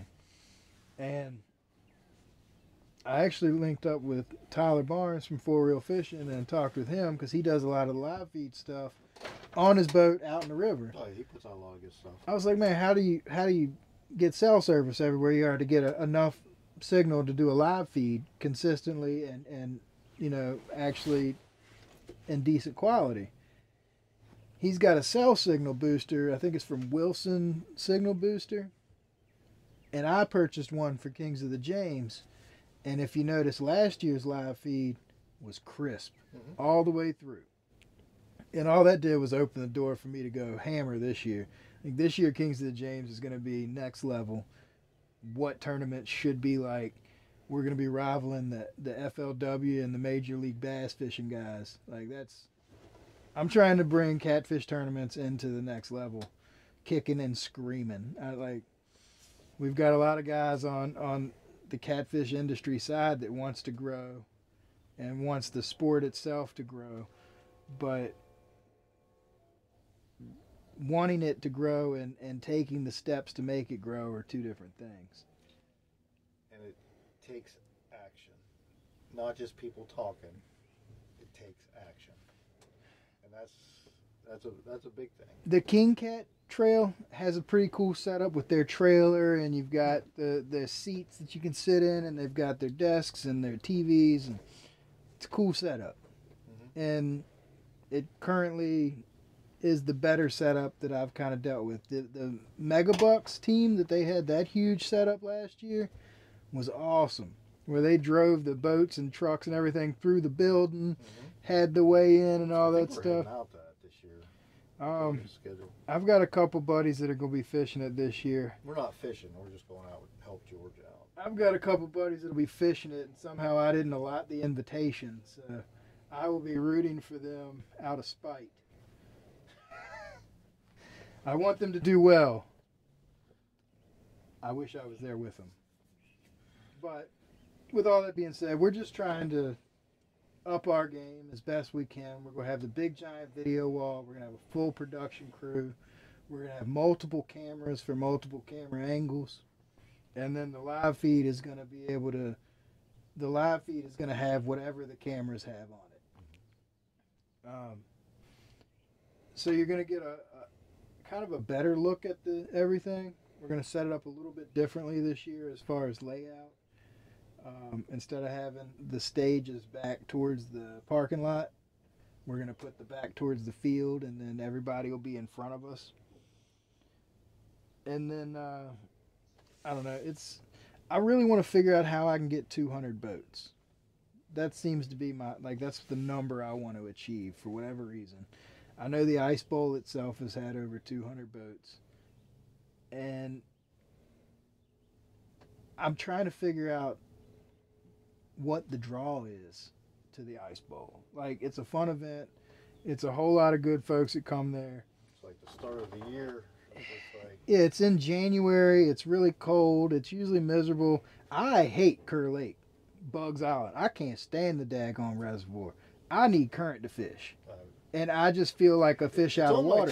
I haven't fished it yet. It's on my checklist because you gotta fish Kerr Lake. Yeah, I think the real draw is that is where the last 2 world record fish have been caught. Or, excuse me, the last world record, and then Dale caught that 141 during the Ice Bowl that year. So maybe that's the real draw.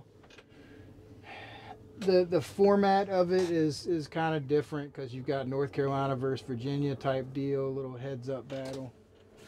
But then it's a one fish tournament. So I'm not trying to knock it. I like the event. But I don't understand how that event can pull 200 plus boats and we're struggling, to get 150 with our event. And I'm thinking the time of year is probably the big thing because we're in October, hunting's kind of kicking up, and my argument of that is I ain't never seen a $20,000 deer running through the woods.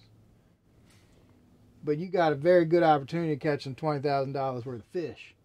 If you fish that weekend. So I feel like the guys that's in this, I don't hunt any longer. Like I did more sleeping in the woods than hunting. So I just realized I can sleep on the boat and still catch fish. You know what I mean? Like the nature will work itself out. But I just feel like one weekend not in the woods is not going to ruin your entire hunting season, especially if it's like bow season. If you haven't stuck a good bow by the end, a good deer with bow by the end of bow season, you're probably not gonna. Shotgun season's gonna start. They're all gonna burn them down. Tell you what, September hits, I get so happy. You're getting less boat traffic. High school football starting up. The archery guys are coming off the water because they're prepping up for archery season. Of the boats that we have where we fish, we may go ripping up through there, and we're the only ones on Aldrin. They were many times last year we were the only ones out there. And I'm thinking, so that's man, if we have an emergency, there ain't nobody out here to help us but us. Well, that's what, 6,500 acres? All to yourselves. All to yourself. That's pretty sweet. Like, now, and that's a double-edged sword because guys like me and others down here have been social media promoting videos, doing everything about trying to. I mean, that's kind of our way of bringing people into the sport, showing them, hey, it's pretty simple. We're out here doing it, and we're dumb as a bag of hammers. So anybody with a brain can figure this out. And I mean, I dumb it down a lot for comedy aspect, but if you put your time in, you put the effort in, you do your research, you can. I can't tell you how many hours I've sat just looking through Google Earth. Right. Just any type of research, watching YouTube videos. And if you want to catch a trophy bait, find out what they're eating. Yeah. People, we see that argument all the time. Get to yourself some of them chicken livers. Chicken livers and hot dogs. You will catch catfish. Yes. Channels but especially. Maybe once in a blue moon, you'll catch a trophy that was just like, man, let me take this easy snack. It smells like crap. Let me see what it is. But if you want consistent trophy fish, it's like we talked earlier. It's like with fly fishing. You want to match the hatch in order to catch the fish. Yep. And you're doing the same thing. What are they feeding on at the time? And you will get success. A fish is a fish is a fish. Trout, bass, catfish, they all want what's going to look natural. And if you don't present it to them in a natural manner, they ain't eating. I don't care. They're not eating. like you say, you can fool them every now and then. Yeah, let me go take his little nibble. Yeah. It looks good for the day. On a Well, trophy fish. Right, I'm and you late. might get lucky once out of 1,000 times. It's a meal of convenience. right. Almost always, it's a meal of convenience. But if you put a meal of convenience that looks just like the meal they want, Yeah. now we're in business. You know, Mother Nature works in mysterious ways. When they're trying to put on the most calories and not shed or use the most calories, you may have the bait 10 feet from that fish for an hour, and it's not moving because it doesn't saving wanna move. calories, yeah. You know, and all it take is relocate a little bit, and you could have had that pull down. Well, and that's the beauty here. About 4 hours, this tide's gonna change. That son of a gun's got to He's get up gotta and move. move, He's gotta so we move. can wait him out. Now, whether he moves towards my bait Right. or the opposite direction, or if he just sniffs it and leaves it, or you know, if it was a fifth, we'd all be drunk. Yeah. But we can have, yeah, that's the beauty of, like, and that's one of the things I always try to tell people. It's like, hey, if you go fish a river that always flows in the same direction, the fish are going to be where they're supposed to be, when they're supposed to be there. But you're not going to coax them out of there, and you're not going to be able to wait them out until they're ready to go. Yep, you're absolutely right. But here, the tide's going to make them move eventually. So I can plan where I'm going to fish based on knowing that tide's going to switch. And a lot of times we can run all the way down or all the way up river, get the right tide, sit there for 30 minutes to an hour, and then bump down further. And you get the same situation again where the tide's just starting to slack up and turn. Bump down again. Tide's just starting to slack up and turn. And you can recreate that scenario throughout the whole day if you are paying attention and you got to be militant in your movements and your time. Like, you got to set your timer, but it's doable. And when you do it right, it just feels like you did nothing wrong. You know, you could do no wrong. You just boom, fish, boom, fish, boom, fish. At the end of the day, you're like, how the hell did we do that?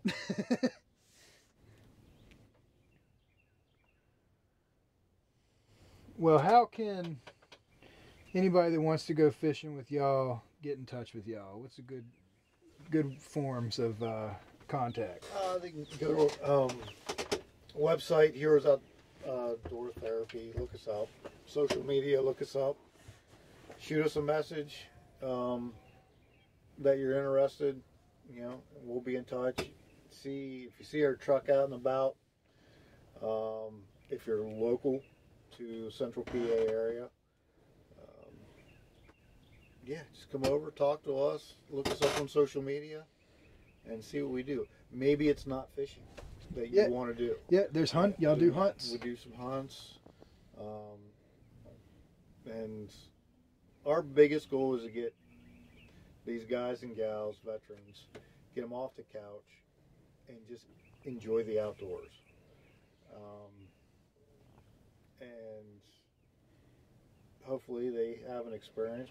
We want to create a positive experience for them to where they're ready. When we're coming in, they're already thinking the next trip. Yeah. So as soon as we can get them that positive feeling and give them some success on the water with our fishing trips, you know, it's been a lot of fun. It really has. I think my goal for it is to hear those guys reach back out to us and say, hey, we went fishing on our own. We did really well. Thanks for the tips you guys gave us.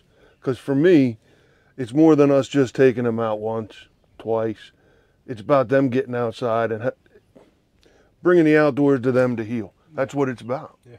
Heroes Outdoor Therapy. Get off your couch. Get outside. Not just with us. Do that shit on your own. Yeah. You know what I mean? Get out there with your kids. Get out there with your wife. Get out there with your buddies. It don't matter. Just get out. I don't even care if you fish. Just sit on the bank. Walk in the park. Yeah. I mean, and that's like this place that we launched right here. They've got a bunch of hiking trails. Mhm. They've also got a kayak, canoe launch, slide, pier. Like there's lots of local opportunities if you pursued them Mm-hmm. to get out and about and just. I honestly, I think COVID kind of opened up a lot of that. Once COVID hit and the lockdowns were like, I don't know, people weren't at work, but they damn sure weren't sitting at home anymore. It was Yep. like, man, we had so many more people pop up on the river and just outdoors and sports, but it was what everybody needed. You know what I mean? Right. Vitamin D. Vitamin D is where it's at. Get the sun. I know what it's done for my mental health to be out the last 2 years. And I can't speak enough about the outdoors. I used to love it. Yeah. I lived in the outdoors. I lived to hunt and fish.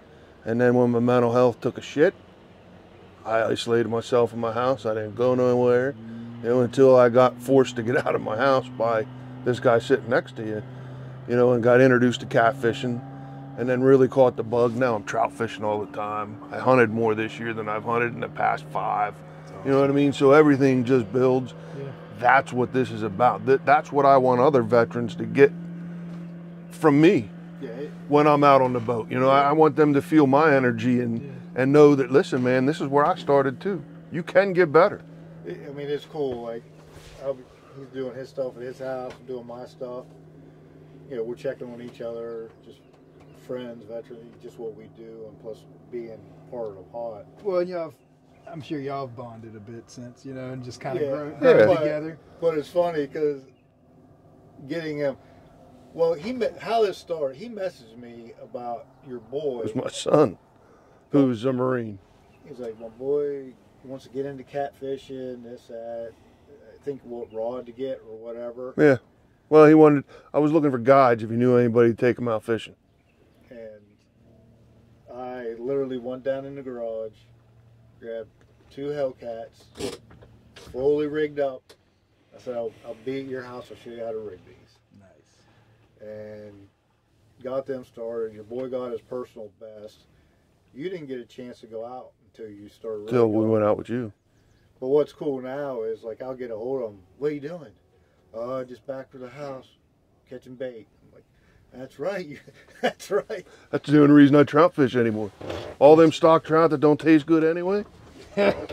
I leave the guts in them. They go right to my freezer. Guess what they're going to do? They're going to catch some flathead catfish for us this year. So I tell people all the time, like, I refuse to use frozen bait down here. I tell them I'd rather use blank hook than frozen bait. And that's obviously not the case up there for y'all. If y'all been freezing trout and stuff. Our luck with pre-spawn. Okay. After spawn, Yeah, they want the live stuff. Yeah, you said if it ain't wiggling, it ain't for Well, us. we did catch some last year on cut bait, but not like you do them creek suckers, man. I still fall say fish. in the fall fish, they were money. Money. We don't keep bait. Like, whatever bait I have at the end of the day, I'll try to give away at the ramp, or it'll end up back in the river for the fish. I'm not going to freeze it. I'm not going to bring it out. It is a very readily available resource to us. And I've noticed I don't even like coming out the day before and catching fish and just leaving them on ice. They're not as fresh as if you catch them the day before. And a lot of times, if we have a cast net, they're going to be swimming. Mm. and I play around with the different scents. But I have 2 bags. Dead red was one of them. I have cut bait in there in the freezer, marinated, soaking already. Okay. What's that for? Well, July, when the spawn's on with the flatties, we're going to switch over and we're going to play around with channel cats. And channels are... They'll eat anything. Well, and channels are the legit scavenger type. They are. Like, that's their diet, is anything they can fit in their mouth. Yep. Whereas blues, they try to lump in with them, but once blues hit a certain size range, they want fish. That's all they want. They're not foraging. They're not eating grass. They're not eating stupid crap. They're probably not eating your Kool-Aid Jello chicken. Like, they're not eating that shit. They're just not. You can accidentally catch one. I'm not saying you don't. But fresh bait is the way to go. The fresher, the better. I agree with that. And I just feel like anybody that puts on Kool-Aid Jello chicken watch too many YouTube videos of the wrong sort.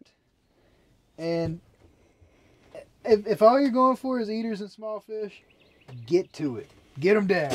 Knock it out. Get your Jello Kool-Aid chicken out there. Do whatever. I say, why are you going to go to the grocery store? You're going to buy chicken livers. It just rained. Go walk in the parking lot. Get some worms. Mm-hmm. Throw them on a hook, and you're going to catch channel cats all day long. Yeah. I've caught channel cats on Helgramites already. I can't tell you how many days in my youth spent walking around, flipping over rocks, collecting worms, so I could walk down to the creek, and I would walk Falling Creek that actually feeds into the James up here. I used to walk that as a kid, like just brim fishing and small bass fishing and stuff like that. Nothing better, man. Nothing better. One of the tricks we used to use is you'd flip over a rock, and there's a little mixture that you'd pour into the ground of water and some other things I'm not going to get into. But them worms would come right up to the surface. Bloop, bloop, bloop. All right, we'll go to the next one. But it worked every time. 60% of the time, it worked every time. All if there was a rock or not. Yeah. Well, we'd have, so I had, my parents had like a slate walkway leading up to the house, so like in between the driveway and the front porch. Yeah. Flip them big things over and you eating. Or at least the fish will go eat, because you got plenty of worms and crickets and all kinds of crap.